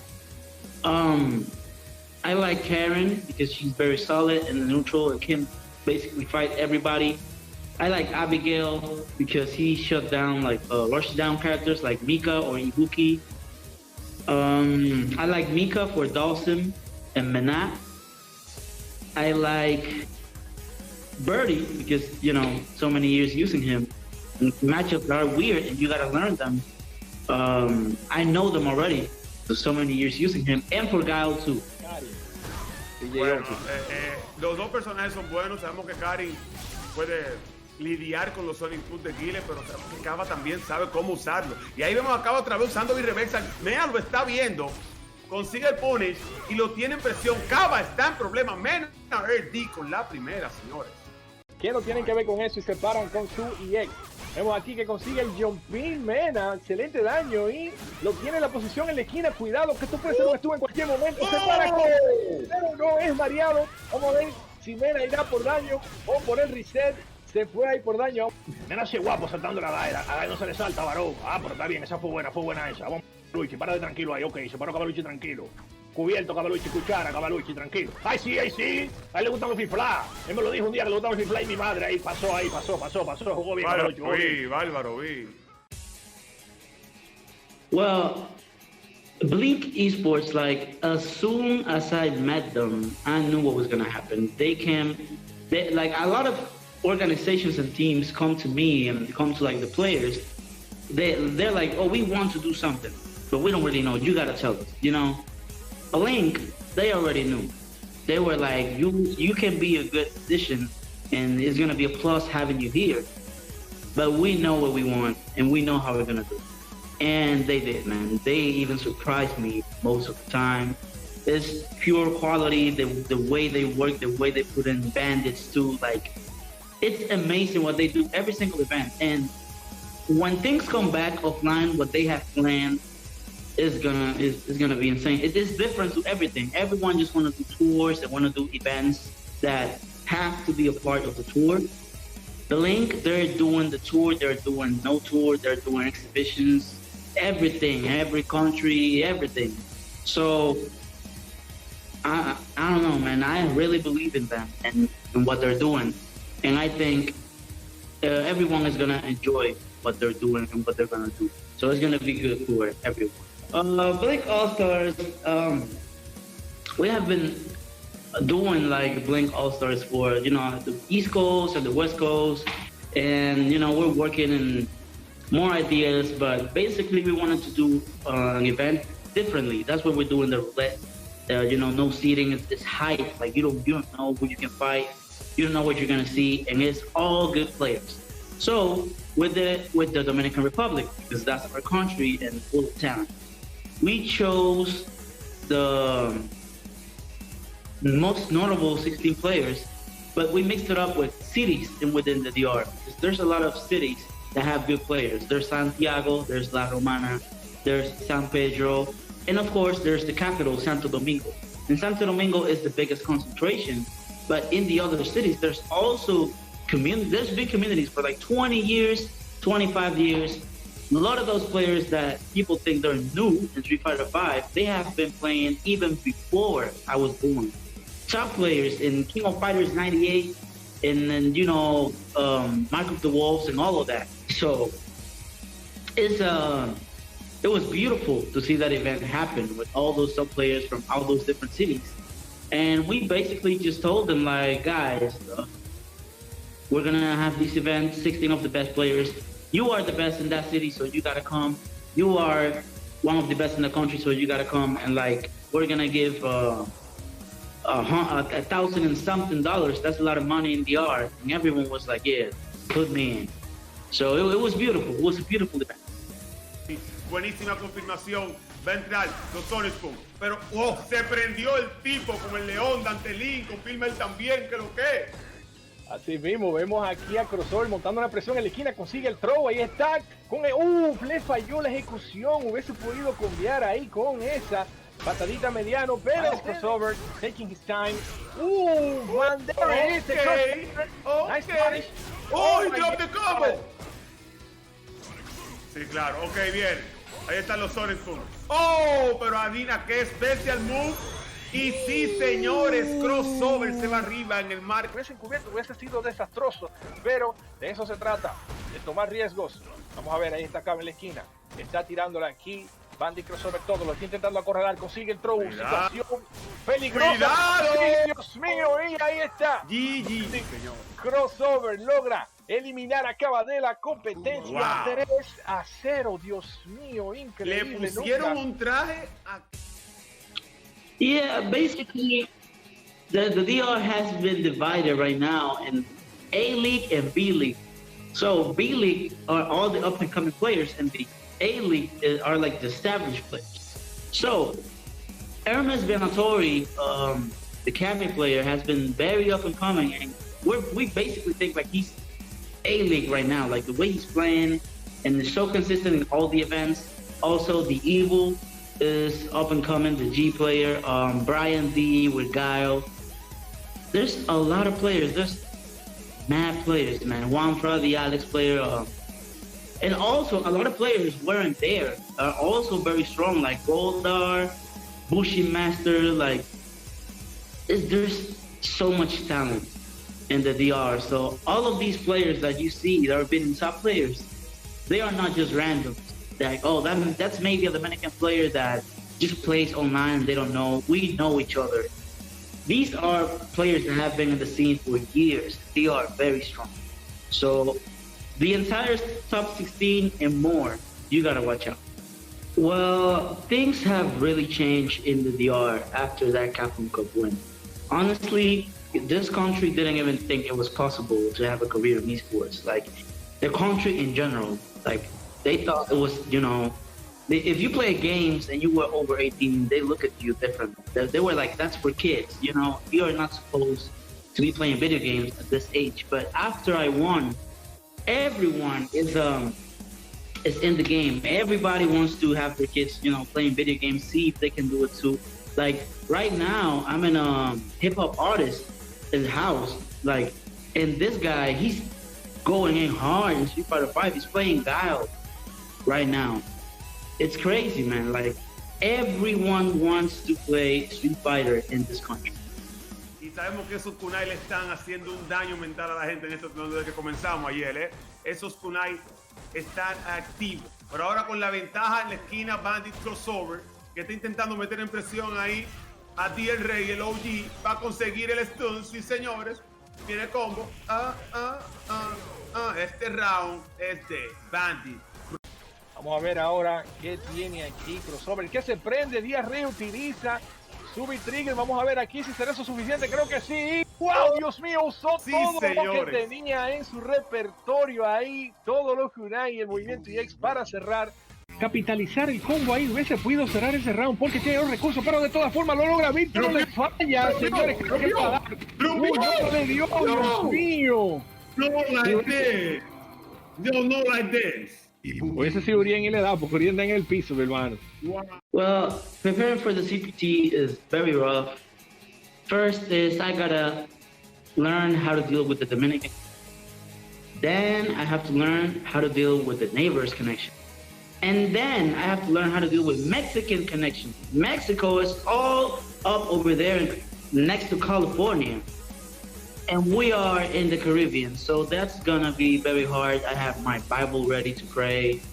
I'm all the verses. I have everything ready. That's how I train. I learn a new Bible verse every single day, so I can just sing it, you know, while I'm playing. Be like, God, please have mercy. I feel like you do have to play differently online. Especially if the connection is bad. If the connection is good, still you have to play differently. Characters like Urien, you can't really check those dashes online. Like, you're gonna have to hold that. It's gonna be very hard. But in a bad connection, look, I don't even know how you're supposed to play in a bad connection. I don't know how Phenom was doing it. I don't know how Big Bird were doing it. I can't. In a bad connection, I just can't, because you gotta guess. The game tells you something happened, but it didn't really happen. What are you supposed to do? Not believe anything? So I don't think it's possible. Like, playstyle, just do something and hope it works. That's the playstyle. Like, there's no professional strategy in a bad connection. Everyone can win right there. Yes, honestly, those players that have qualified, they are very good, all of them. But there's a different set of skills. We're online. Like, I feel some of those players still have a way, they have some ways to go, like to learn some stuff that you need to have to be consistent. But because online doesn't really need you to have that, they're already there. Like, they're magically already there. So they can be anybody. Like, it don't matter who it is, they are top. But offline, they are missing that little bit, you know? But it's gonna keep happening. We have to accept it as it is, and like, we don't know if this virus is ever gonna be over. So that's the new top.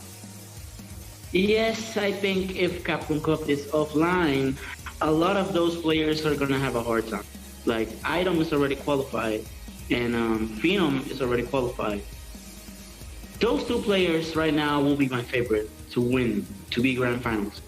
And I'm not saying one of those online qualified players that have never been in Capcom Cup can do it. They can.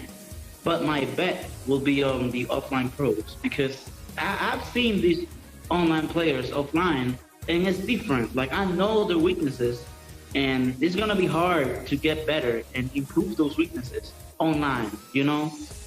So yeah, I think it's gonna show. cuidándose muchísimo, intentando entrar a Venatori, pero lo abren. Le tiramos una florcita ahí para que te queremos muchísimo con la flor, pero esto va a ser GG, se va adelante, DR Rey. 1-0. No logró convertir con el especial, pero de todas formas hizo suficiente daño. Está trabajando para un perfect. ¡Qué excelente! Jimmy, señor, está ahí el Stone en la esquina. Vamos a ver, rueda de salami. Vamos a ver si será perfect o no. Y efectivamente, hacer todo lo posible para ganarlo.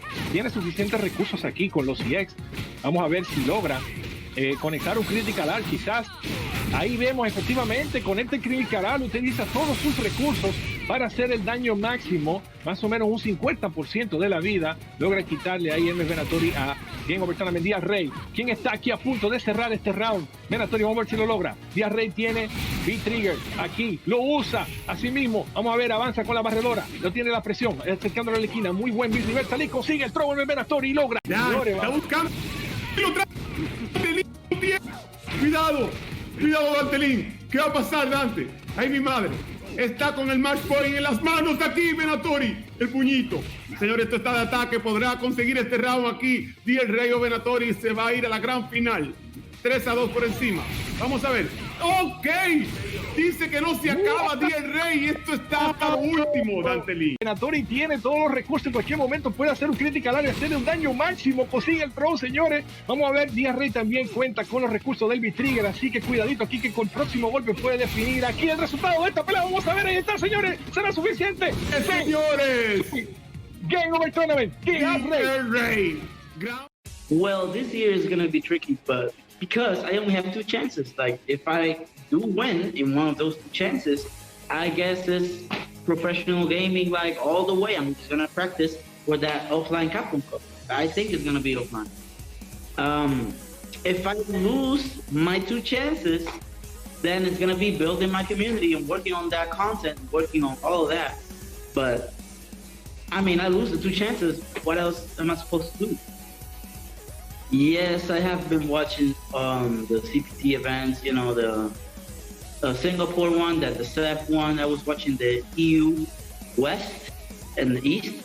East, I didn't really like that much because of the, you know, Europe and Middle East. Like, that's complete trash. I didn't really like that. I felt very sad for the players.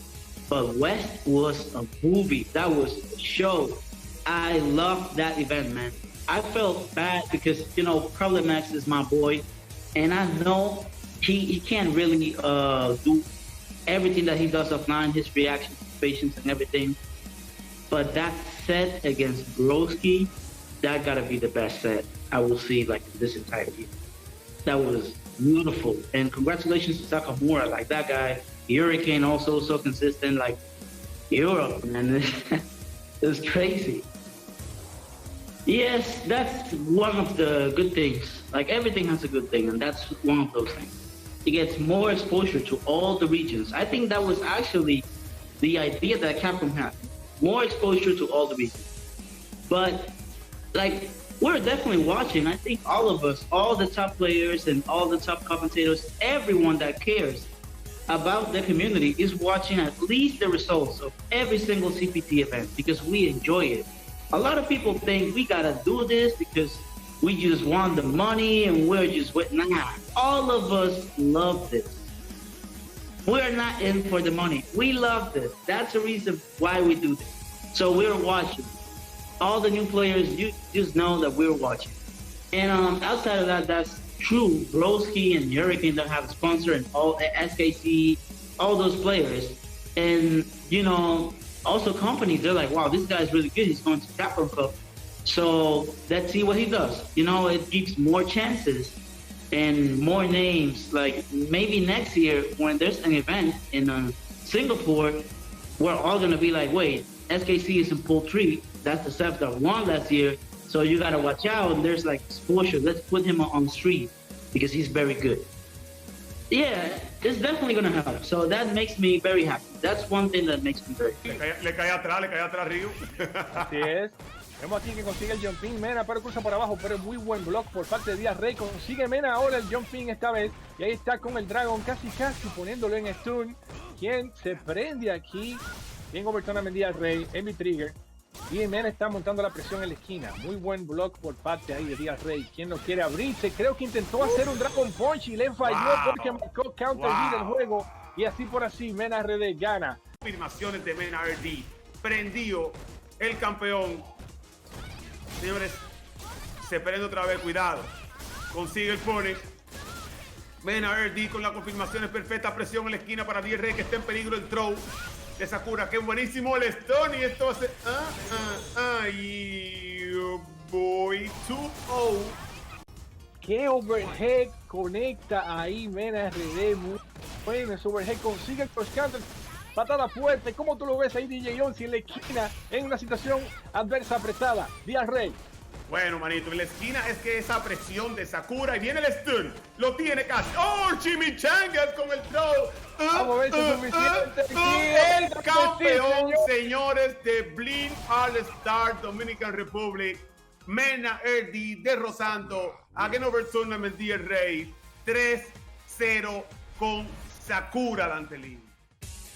Well, I don't really miss traveling itself.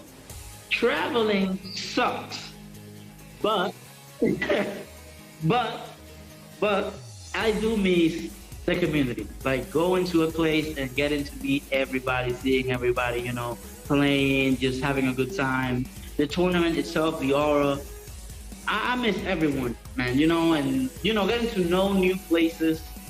That's what I miss a lot. Like, my life has been like this for the past 4 years, and then suddenly I just gotta stay in a place for like an entire year. It's weird.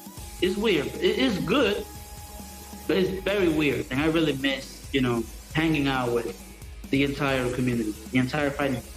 I'm as confident as I can be. Like, I know I have been dominating in the VR in Latin America for a while, for like the past 3 years, but it's online and it's Mexico City and Juarez against Santo Domingo, and that's gonna be a very long match because we're gonna be complaining in Discord and asking for a speed test. So it's a speed test battle, and then it's a Street Fighter battle, and then it's a Twitter battle. So as confident as I can be, man. I don't know.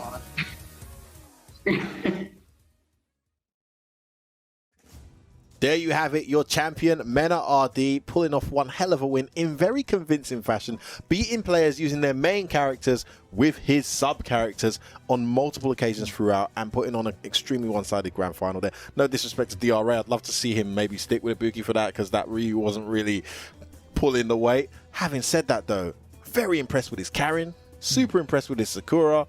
Of course, he's always had an Abigail and a Birdie, but adding a Honda to that as well is a very interesting pick. I feel like this strategy that he's employing, and he seems very passionate about it, could be the one.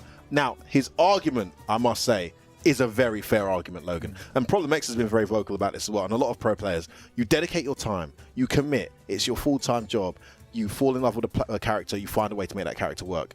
Capcom and the community or whatever makes a decision to reduce the strength of that character, fine. But Birdie has been continually kind of shafted in many different ways. It's funny as well because it's literally been only because of 2 players.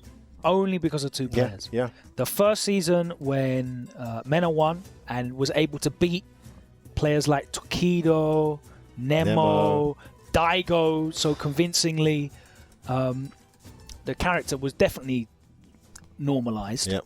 There was some stuff that was kind of across the board. The wake up pushback. I mean, that needed to go, yeah. That happened across the board for everybody, pretty much, on a case-by-case basis. There was some that they missed out on, wasn't there, in Bison?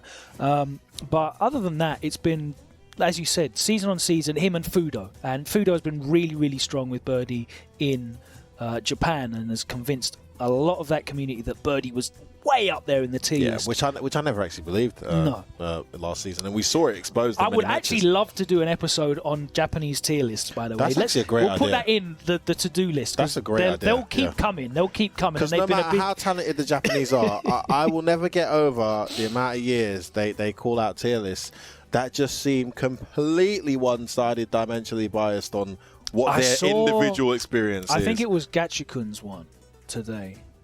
Fudo posted it, but Gachikun, I didn't hit translate on the tweet. But it had G next to Sagat in A tier. Yeah, I mean, G directly next to Sagat. So you've got G is like this much stronger than Sagat in Street Fighter 5 in A tier. It's an interesting insight. I'm getting my butt whooped by Bonchan. Sagat must be A tier. I mean, and this is the same Bonchan who'll go and win a tournament like Evo using Sagat about 20 to 15% of the whole tournament. If he's really A tier, why doesn't he just win the whole tournament using the guy all the way through? But hey, let's save this because I think we can talk about this all day. Yeah, absolutely. That will be a 3-hour episode on its own. But back to Men at RD, fascinating and justified. Now I do think a lot of the nerfs were completely fair. No. I mean, space your sweep for crying out loud. Yeah. Stuff like this, right? Please have some kind of lingering hurt box on heavies that control half the screen. That's fair. You need to get with He got shafted on that anti-air. As annoying as that anti-air is, he does need a good anti-air. And that anti-air is designed to move forward. That's why it covered the back of his head, right? That's why it was impossible to cross Birdie up. Because the animation moves forward, therefore he needs something on the back of his head. It's either going to whiff or you're going to get anti-air. Now that they've pulled that away, even at ranges where it should work, it loses because he moves forward. It's very inconsistent now. Yeah, and he doesn't have access to one of those like crouch jab options or something like that. He's got to he could do like a delayed crouch medium autocorrect. I've seen he can do jump back, jump back requires a lot of concentration. Crouch fierce requires even more. Oh, you know? So it's hard. It's harder. It's a lot harder. He's lost. The frame data's not been kind to him either. As ridiculous as -2 on block, first frame armor, EX ball horn. I always get those mixed up. Bull horn, bull head. Horn is the one that goes up. Yeah. Head is the one that goes head. down. Must be bull head, right? Head's the one that goes down. Because I will remember it like head butt, and then the horn goes up. Okay. The EXs, they both go horizontal, so I have to remember. But yeah, the frame data on that was ridiculous. You were in a mix-up for no reason. He had 2 bars, and it was just a straight mix-up. What are you going to do? You can't. He's not in range. You didn't die with no health as well. You could absorb as many hits as you need. Yeah, it was horrendous. So a lot of it was necessary, but he hasn't really received a lot in exchange. Now that V-Trigger 2 is aces. I really like it. You know, it's one of those things that you can use. And you don't have to just throw it out. It is possible to hit confirm the fierce. You can use it properly. Yeah. You don't have to use it as a Hail Mary and throw it out for no reason. So I think it benefits there. But is it enough? Like, is his V skill 2 ever going to get used? It has properties, but yeah, this is the thing. The problem when you start making one-dimensional nerfs like this is like, don't get me wrong, Birdie was strong. He was right. He was in the top 10 maybe, but there was an argument that he was just outside the top 10, which I'm more than happy to entertain, by the way, because I think there was a lot of exaggeration based on the quality of guys like Fudo and what Mena had done in the past, creating this false narrative that he was like a top 2, top 3 character, which just wasn't true. When you get in that scenario and you nerf them from where you think it's 2 or 3, when it really might be 8 or 9 or 11 even. Suddenly they become like 15, 17, where you thought they were 2 or 3. It's a big deal for a pro player. I think a big eye-opener for a lot of people was the way that Phenom dealt with Fudo at Game Over. Massive eye-opener. Where it was like, Carrion just cannot compete with Birdie. It's a horrible match. Well, Standing Medium Punch competes. He played that so well. And anyway, let's move off Birdie because Mena has moved off Birdie. Well, he still keeps Birdie for Guile, right? Which I think is super interesting. But in general, he's moved off Birdie and he's picked an array of characters to do so. And I like how he's got a specific use for each one as well. The fact that he's happily to say, I'm only learning Cammy just to beat G. I just want to beat G. Here's my Cammy. Yeah, love it. It's a really interesting strategy, and if as he said, he was already learning a lot of characters to help teach his community, which is great and admirable in itself because it is a small, tight-knit but passionate community, and Mena has taken it upon himself to help them do so much to try and build that community up. But he does have a lot of those characters already, and to go all right, I know how this, and he's a very smart, super smart guy. I was really surprised the first time I spoke to him about the game because the way that he played with Birdie was super just raggo. It seemed like he was a lunatic the way that he played. It was all heart and passion, hard reads, compared to like a Fudo, which is just all poke and safe and control. He was very different, but his game knowledge is exceptional. He really does have tremendous situational knowledge. He's really good understanding of the game mechanics, and it translates well into these decisions on these counter picks. Yeah, I really like the way he's thinking. I also like the fact. I think personally, I've underestimated his level of talent, because I know Mena's an extremely talented individual. But I had this debate with Phenom a couple years ago about synergy, character synergy, and I still stand by the argument. He said synergy doesn't matter. There's no such thing, and I said, I think there is a massive thing called synergy. I believe that because there are tons of players out there who can pick a weaker character, but if they pick that stronger character, they're just not going to gel with the character like they do with the weaker one. We've seen that a lot. We've seen that tons. So synergy is definitely a thing. The opposite of synergy, however, the guys that can play regardless of synergy or not, or can sync with a variety of characters, Punk, Knuckle Dude, Phenom's a good example of that as well. Now Mena RD, that's a talent that's more unique, right?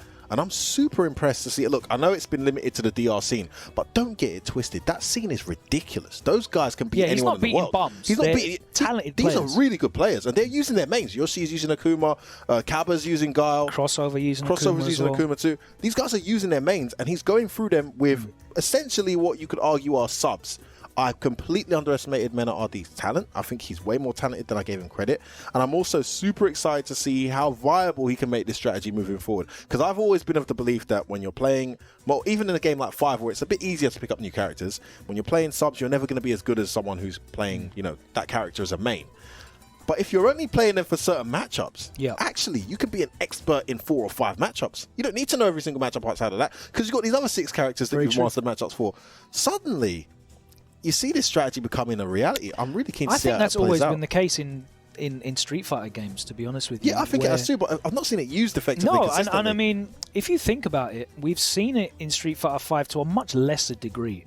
Season 1, Knuckle Dude had that incredible pairing of Guile and Mika. To the point at which he was so proficient, he would actually switch out depending on who he was playing against. Yeah, forget a matchup. Yeah. Same thing could be said. Right? The same thing could be said for Problem X when he won Evo with Bison and a bit of Abigail. We saw him pick Abigail for the Luffy matchup, which was a bit more varied, a bit more command grab heavy, and then he'd play a much more patient, neutral footsies based game against Fudo's Mika with M Bison, and they do somewhat cover. I think 2 to 3 is a sweet spot where you can really be an expert in those characters. Well, this is it. I think that's always been the case.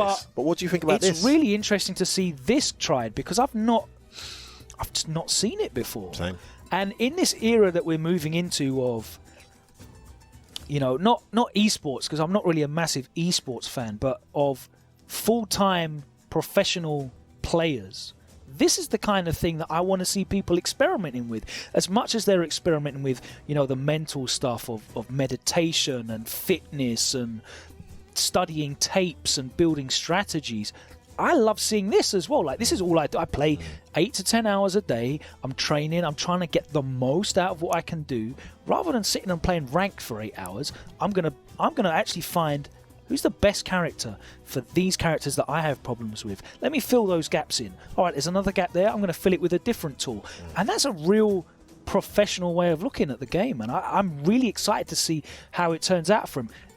Who knows what's going to happen in the online environment, because, of course, as you said, it's all well and good playing people in the same city as you. He's going to have to play guys in Mexico, across the Caribbean. And especially with different characters, there's loads of margin for error there. But yeah, that's a really good point, Logan. I'm looking forward to it, though. It's exciting. Anything that's new and different, I really like it. We've seen a player from Korea kind of employ this strategy in Street Fighter 4 and a fair amount in Street Fighter 5. But I've not seen anyone just simply sit down and say, I play 7 characters and genuinely mean it as much as he did. We don't know if it's only 7. Right? Because he was thinking on the spot in the interview. He might have forgotten someone, He might still have that Akuma that he was working on. That's all he used in the tournament. Yeah. You know what I mean? So, as you said, he's got the Akuma. Speaking of tournaments, let's move on, because we are going to go on to our last point of the day. And, boy, this could be a 3-hour show on its own. Man, dude, let me get my iPad Let's get the notes out, because, boy, crazy. I can't even... This is crazy. This don't make no sense. Asia East, 18 players of that top 32 are from this region. Good Lord. It's a huge amount. And there's only 2 tournaments. And we're not just talking... This is one of the things as well. This is being looked at as the Japan tournament, right? CPT Japan is how people are talking about it. So funny, yeah. But it's not even that. You know, you're overlooking some incredible players coming out of Korea, Hong Kong, and Taiwan. So, with that in mind, we actually spoke to one of the most prominent faces in the Taiwanese community and one of the best known traveling Asian players in recent time, GamerB. He has got some really interesting insight, not only in this tournament, but in his life as a professional gamer as he sort of advances on in the years, like, you know, people like you, mate. Do you know what I mean? So let's hear from GamerB. By the way, Definitely. Look how much hair I've got. I could never be as old as you. GamerB. Let's see what he has to say ahead of Asia East, and we'll be back on the other side to preview this incredible tournament coming up this weekend. It will be really hard because the East Asia region is is a very special bracket because all the Taiwan, Japan, Korea, Hong Kong, we have like a quite good connection to each other. But and also a lot of many pro players. But the online qualifier only provide one spot, so you can see there's more like a 20 or 30 pro player in my region, and there's only one player can qualify. So that means it's almost like a impossible mission for everyone. But also it's because the online tournament, so everyone still has a slightly chance, you know, because the bracket connection, things will be random. Look at that! Just walks up forward, just sits down and looks at him, and just opposes his will. Down. That is so awkward. If someone were to do that to me in real life, I'd be like, "What are you doing, dude?" I feel a little intimidated. I'm like, "What?" Goes for the down dash. Back throw. Still needs one more clean hit to take it. Does GamerB. All right, nice. Yeah, I like back the idea. Dash. No uppercut. Not yet. If he demons him, my God, I am just gonna freak out. Okay, standing kick for the win. He's got that meter stick to make sure that that doesn't happen. Had to push it back out a little bit. That's gonna be it. That's so difficult against the dive kick. But he used all his resources. Whoa. Okay. Is that gonna be it? Can he build enough bar here? No, just short. Oh, what? Okay, gets it. And he gets to save his resources. That's very big for GamerB to be able to close out that round with. I feel like since there is no inside tournament this year, right? So it's really hard for us to discover like who is strength, who is strong. So we can only compare to the player we played on rank or online. But there are so many players we never met, or we don't know how much improve they get. So when this tournament, it will be the first tournament for all of us. So I would say like all like Korea, Taiwan, Hong Kong, there already has few like a really strong player like Hot Dog and NL, and I think the Sandbag is pretty good this year. Yeah, so I'm pretty sure those three countries, they will do really well in this tournament, but maybe it's hard to stop Japanese. But I kind of feel like there's still like a high chance we can also can take the spot.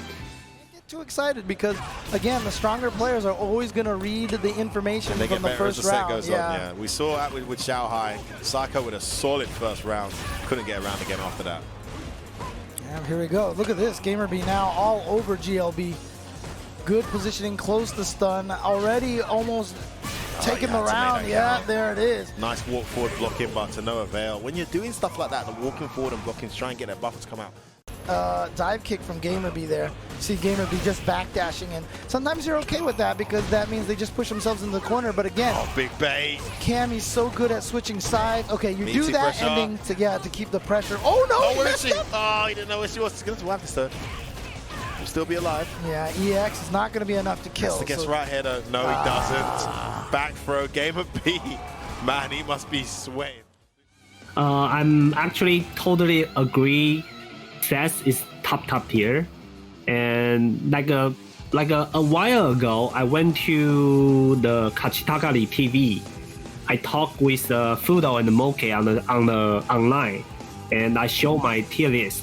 So my tier list, the S tier is Akuma, the second tier is Seth, Chun-Li, and Urien.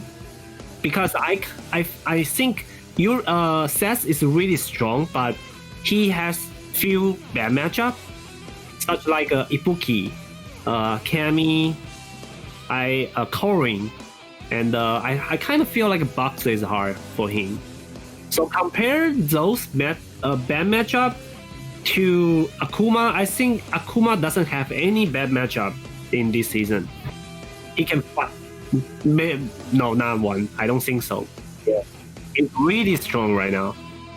So Seth has the V-Trigger 2 still try to like discover like a new setup, right? So maybe in the future Seth can be even stronger, but right now it's like really strong already.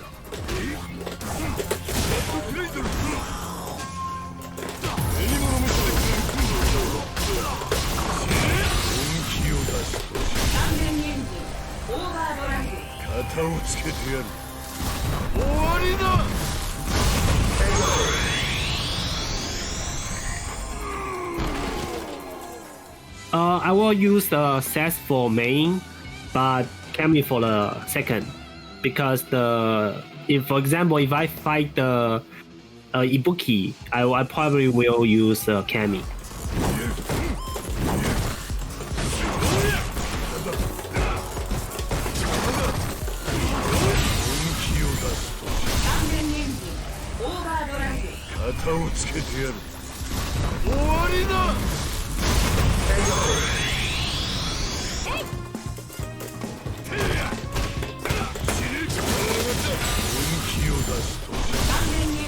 不知道死了没，可能是没死，没死。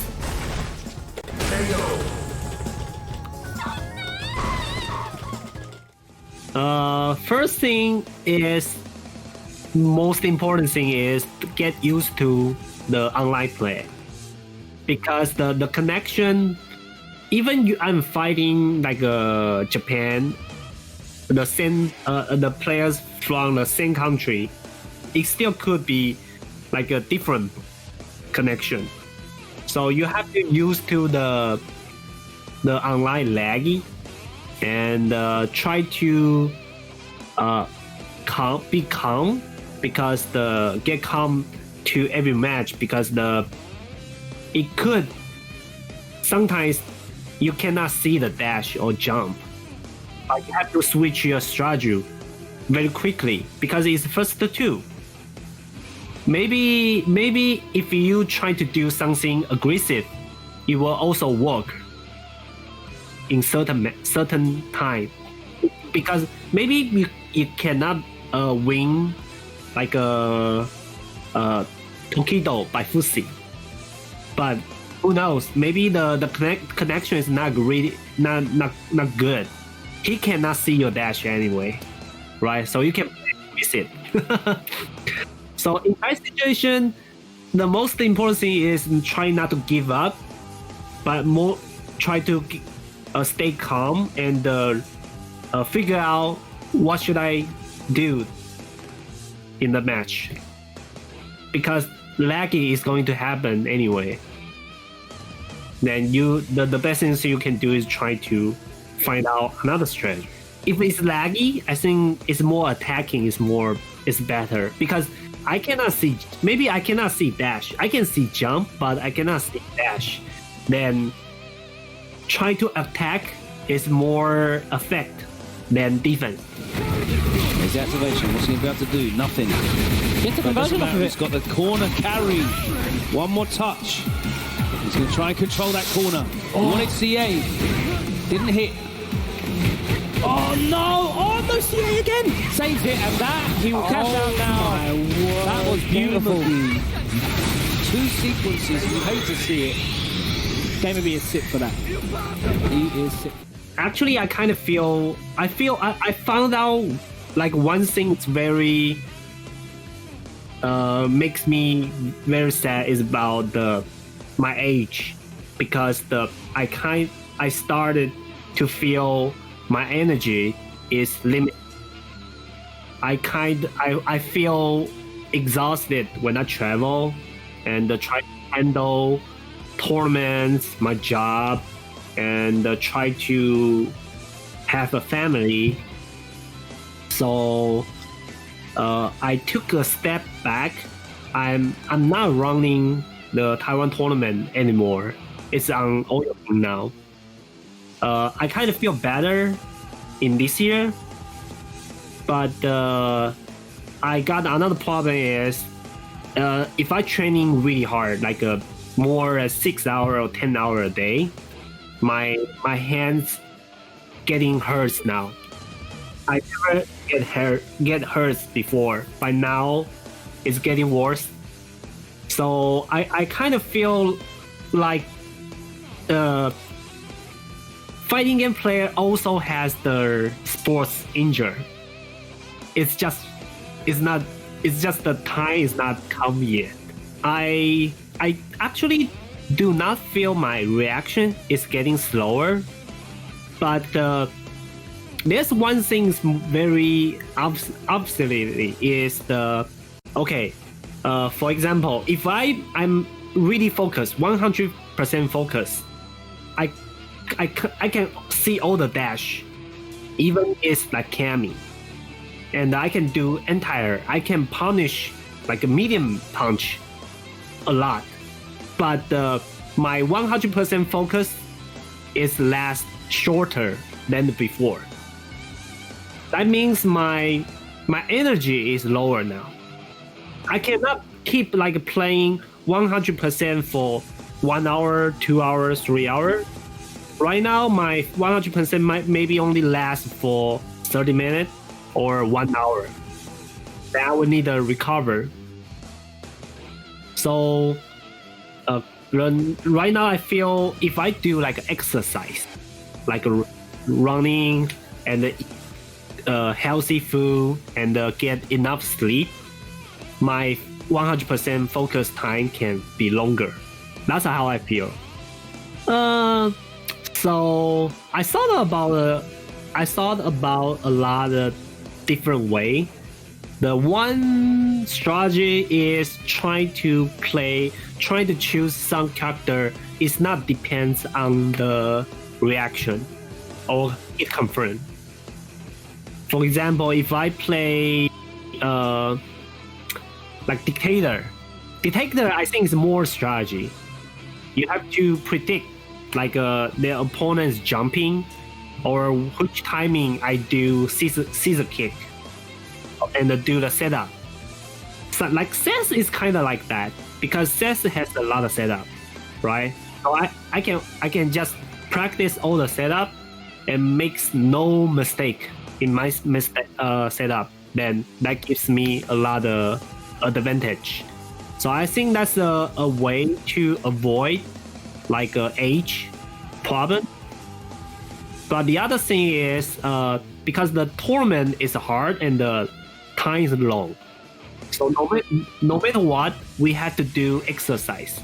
So we have a better stamina. Yes, I think there will be like 3 players are good. One is a lot of people know him already. RB used to play Julian. He still play Julian right now, and he has a lot of really good setup with Miro. So the other one is 31M. He's also a Julian player, but the way he is a former KOF player, he play a very aggressive and very good reaction. So I think he's a scary player. Yeah, he can take down anyone, I think, because the way he play. Yeah. The other one is the Yo-Yo Tai. He play Mika. Yo-Yo Tai has really high battle point on CFN. He's a really solid Mika player, and he plays online every day. So I guess when we met him online, he's also very scary. Those player I think is very scary. 帶住個彈盤掉咗佢先，後衝段又埋過啦，好新死熱襲，指應就壓力好大，會點做咧？喐啊！暈埋，死啦！應該就死，應該爭少少，唔用 CA， 因為知道唔死，再一個壓制邊條冇啦，節奏好快。最後咧，恭喜晒嚟自台灣嘅 Game B， 成為咗我哋個 CGA Esports Festival 2019街霸5賽事嘅總冠軍，恭喜晒！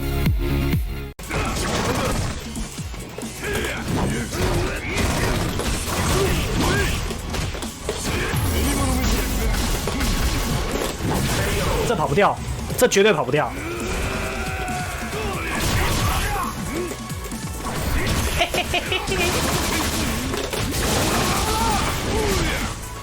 让我摔一个，不让我摔，让我摔一个，再来，才华！你有种是恶魔倒转，再摔我，靠腰完了，我死了，我要死了。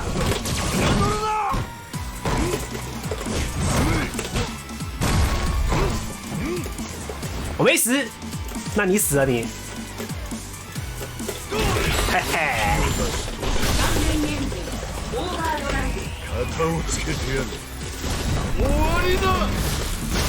我刚才在想说，我要爆了，要爆了，好像要爆了，好像要爆了，结果没爆。Thank you very much to Gamer B for that insight, not only in the tournament ahead, but in some of the struggles that he has come across as an older player and a veteran, I guess. Yeah, big time. Would say. That's something we could talk about in great depth as well. It's a whole different topic. You know, we should definitely touch back on this at some point. It's not something that I've really given a lot of consideration to. I've definitely thought about the reaction side of things, but yes, I mean, as a guy that's definitely not 21 years old anymore, when I'm flying to events and I land in and the jet lag's there, I've got to be up for 10 a.m. pools, and I'm sitting there in the chair, and this definitely happened at Canada Cup. I was there dead for the first 20 minutes of that 2-hour commentary block with Vicious. I felt like the world was dragging me down into the floor. I actually think Vicious is much more fun than that, mate. Bit harsh, mate. Bloody hell. Vicious, don't have none of that, mate. Money match, mate. Money match. As long as it's not in Street Fighter 4. But yeah, it was just the jet lag. It was the tiredness. It was the travel. And of course that affects the players as well. No, I mean, all I had to do was look at a screen and bang some Red Bulls and try mate, just think about when you were young. I used to stay up, right? So in the UK, right, we used to have anime on Channel 4. Now, you're not going to approve of this because Logan hates anime. He loves anime. And anime wouldn't come on until about 3 a.m. on Channel 4 in the UK. I used to go to school, leave my house at 7 a.m. So I'd have to be up at 6 a.m. to go and have my shower and that. I'd watch Devilman until about 4:30 a.m., sleep from 4:30 to 6 a.m., wake up and go to school, and I'd be completely fine for the whole day. See, it's corrupting our youth. Completely fine for the whole day. A disgrace. Could never do that now. If I do that now... What would happen if your mother woke up in the middle of the night and came down and saw you with Devilman on the TV? She'd actually be super concerned because that anime was... This is not the new one. This is the... It's not Crybaby. It's the original. It's pretty revolting. Right. She'd think I was maybe a devil worshipper or something. Yeah. But clearly I wasn't. It's just violent entertainment. It's no big deal. There was actually a great storyline to that. Anyway, we're getting off topic. Look, Gamer B touched on some super interesting points. And it takes me to... You remember we were doing that recording with Daiko at the Capcom Cup, right? Yeah. But I remember Daigo being very specific in his email to us, in his engagements with us and the Deserto team. Shout out to the Deserto guys. Great content we managed to capture there on where and when you can speak to him and where and when he's willing to engage in interviews. You cannot talk to that guy 30 minutes to 60 minutes before any match he's having, because he has to go through this whole process to get himself prepared. And it reminded me of what when GamerB said that concentration level that he can maintain. Because Street Fighter 5 may be the most extreme game, at least in Street Fighter sense, for this level of concentration you need for reactions, right? Where he can react to dashes, he can react to jumps, and he's focused. Because if you fall out of that zone, you can get mauled very quickly by just about anyone. The snowball effect will just... That's it. You'll just get steamrolled. And maintaining that zone is incredibly hard. Problem X winning Evo. Went to his room. Everyone else was celebrating. Went to his room, went to bed for like 4 hours. Passed out. The complete focus he had to have. And this is what GamerB is talking about. That's why Daigo says, I do not want to be disturbed during this time. It's a very important time to get into that focus zone and to maintain it. And it brings us back into this kind of discussion of professional players and treating yourself, with this professional conduct of how you look after yourself. Absolutely. Getting in there early, Absolutely getting your sleep in, eating properly, doing exercise, physiotherapy to make sure that your ligaments are all on point. I was really sad to hear that, because that doesn't sound consistent. Oh, I mean, you look at players like Julio, who had tremendous problems. Ultra David is currently seeing great advances through to his rehab and physiotherapy that he's been doing now that he's able to play again, and he wasn't able to play for years, causing him great pain. So it's great to hear that this kind of side of things is being looked into. And you look at other games, I think specifically Smash, with the use of the controller that causes terrible RSI and has ended players' careers preemptively as well. So there's lots of things to consider about, but at the highest level, it's definitely that ability to focus and how mentally draining it is. And it was really interesting to hear from a man that has, he's done a lot. He hasn't been able to qualify for the Capcom Cup for the last 3 years. But he's been top 40 every single season. Oh, he's been brilliant. He's been top 40 at least. So I love the fact he's not just been great, and we've got a few guys like this that you've highlighted, Logan. These guys are not just great as players, and unfortunately he's taken that step back to be a full-time player only now. But look what he's done for his scene. I mean, before we even get into all the players around, actually, let's just touch on that. When you get there, the players in this area, the Taiwan scene today.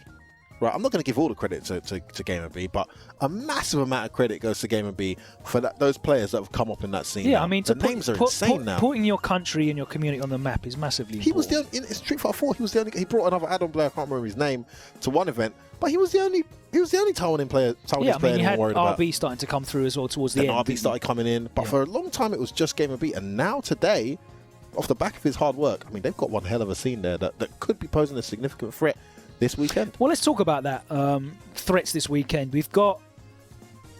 It's a crazy list of players in this tournament. If we only talk about regions first. If we only look, I mean, it's hard because we'll probably forget names and players and stuff. But yes, it's Japan, of course. We've got Hong Kong. We've got Taiwan and South Korea involved as well. China has their own event. Super strong. But you just look at the seeded players in each pool, and this is just the 4 players that are seeded. There's 4 seeded players in each pool. Each pool has there's at least 40 players in each pool. And I can pull up the first pool right away, and you've got Fudo in there, you've got Otani, you've got Sako, and GamerB in there as well. Top 8. You've also got Reketsu in there. You've got Xiao Bao in there. Yep. You've got Sandbag in there, who's not seeded at all. Sandbag is a massive problem. GamerB's telling us as well. There's players in each pool. It's ridiculous. It's going to be so hard to qualify. So if we run through some of the names that are in there, you've got Fudo, Sako, GamerB, Otani. That's in pool 1. You've got Bonchan NL from Korea, Itabashi Zangief and Mizua. You've got Hot Dog, who's a very, very talented player. He's going to be Hot Dog. He's going to be deadly in there. You've got Daigo, Haitani, and Deathmath in Pool 3. You've got Mago, Machabo, Nauman, Storm Kubo in Pool 4. Oh my goodness. Nauman on an incredible run. We're going to talk to him on the weekend because he's one of my ones to watch. Oil King, of course, out of Taiwan. John Takeuchi, Trashbox, Kazunoko. Kazunoko's only 4th seed in his pool. A multiple world champion. Momochi, Dogare, MOV, and Kawano, another young player that's really highly favored in the region. Fujimura, Gachikun, Ryusei, ZJZ. That's a terrible pool to be in. Unbelievable. Tokido, Nemo, Moke, Johnny. That's in Pool 8. I mean, and that's not even... I can go on to the list of attendees, and it's ridiculous. I mean, I was just looking at some of the regions, right? And I was just looking at... Just look at Taiwan for a second. Yeah. Forget Japan and Korea, because we already know those regions are strong. But just Taiwan, you got Dirty 1M, who's supposed to be this ridiculous Urin player. Yo-Yo Tai, who may be the highest ranked guy in the entire event. RB, obviously we know. Gamer B is now playing Seth and Cammy. Watch out for that. ZJZ we know very well. Super strong. Oil King, and I think there's one more as well. That's just Taiwan. Yep. Just Taiwan, right? And then you go into Korea, and you got the usual guys like NL, Punko, Valoron. There's probably a few others I've missed there from Korea as well. Hong Kong's mainly hot dogs, the big one you're looking out for. But then you get to Japan, and it just gets crazy. It just... there's Tachikawa, Daigo, Machabo, Kijipamu, John Takeuchi, Moke, Takido, Nemo, Fuda. I can keep going. Yep. Bonchan, who wasn't really supposed to be competing this year, is competing. And why don't we talk a bit about his bracket? Because he's decided to enter the tournament in the end, and his first match is one of those dark horses that we like to talk about in these events. Yeah, Eita. He might end up potentially facing Eita, and we saw Bonchan's experience at Capcom Cup and Red Bull Kumite. He went 0-4. He's on a massive negative streak, you could say, right now. So and Eita, I mean, it was a long time ago. It's easy for us to forget that it was 7 months ago. He's been bodying guys in the exhibitions as well. One of the most interesting things is watching a lot of these online streams that the Japanese players are putting together, because it's fascinating to see them go head to head. There was a new Daigo versus Tokido set uploaded today where it was 2 first to 5s, and Daigo won 10 games to 0. Could you predict that? Could you see that result coming beforehand? What a swing that is from the set when Tokido played him at Topanga League. Yeah, which is completely the other way around. Complete annihilation. Unbelievable. I mean, how do you, no matter who you are in the world, how do you beat Tokido 10-0? How is that even possible? Just incredible. Just incredible. So, you cannot call this event, man. I mean, Ryusei's there, Momochi's there, Gachikun's there, Fujimura's there. A lot of these guys are busting out new characters too. Seth is a massive part of the Japanese scene as well. A lot of them have pocket Seths or a main Seth now as well. I did want to look at some of the players that we saw in that 3v3 tournament. Unfortunately, 2 of those Dalsims are not able to enter. So ITK is not able to enter, with that. and Torimeshi is not able to enter as well. But YHC Mochi's in there. Yeah, of course. Absolutely. I was doing this list of like dark horses or upsetters, and then people who can win it. And look, call me crazy, but YHC Mochi is not a dark horse for me. I think this is a guy who could potentially win the event. I know he needs some matchups to go in his favor, but this is a guy who could win the event. And you can see why the Japanese hold Dalsim in such high regard, because of guys like him and his A-tier Dalsim teammates. Yeah. According to some of these Japanese pro players. A-tier. It's very interesting. It's going to be, I mean, look, as we've seen, no bad players are winning these events, right? But there's definitely upsets, and there's great players that are falling by the wayside and not able to get over the final hurdle. Great players that are just falling to players online.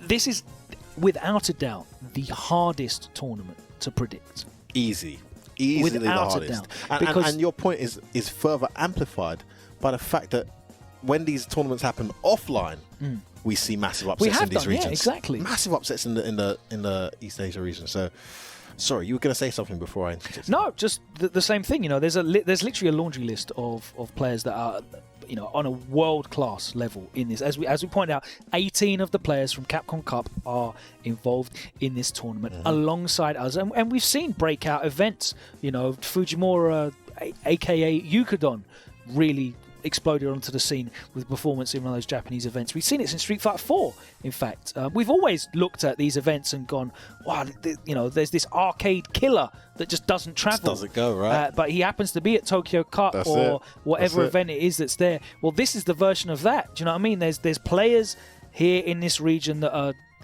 online. How is Trash Box doesn't lose online? Is this not built for him? This is perfect for him, yeah. What's going to happen? I can't predict it. It's going to be a super exciting and weekend. You've got the crazy thing is you've got this tiers, Logan, this SS tier of like Takedo, Daigo, Fujimura. We just ran through that list, right?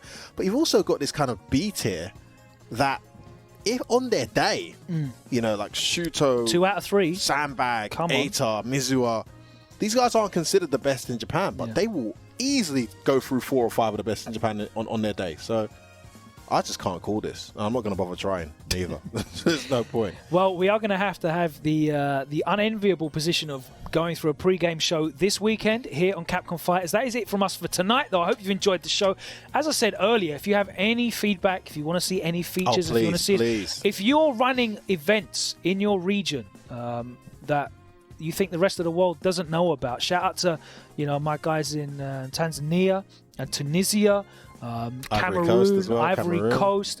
Those we're going to be looking at those events because again we feel like Africa's a region that definitely deserves a spotlight. It's great to do that, able to do that in the Caribbean with Road to First Attack Online and then Blink Esports recently as well.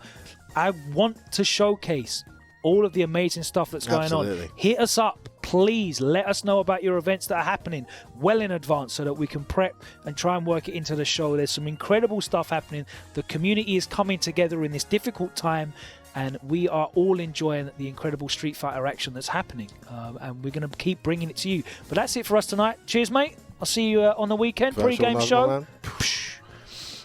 That's it. Take care. Thank you very much. Shout out to all of the crew here at Visual Platform 10-0 Europe, bringing you the show each and every week. We are out. We're going to be back on Saturday, just before that top 16. What's it going to be? Who knows? We can't even predict. I've got no idea what that top 16 is going to even look like. I can't believe it. CPT East Asia this weekend. We'll see you there right here on Capcom Fighters. Good night. Take care.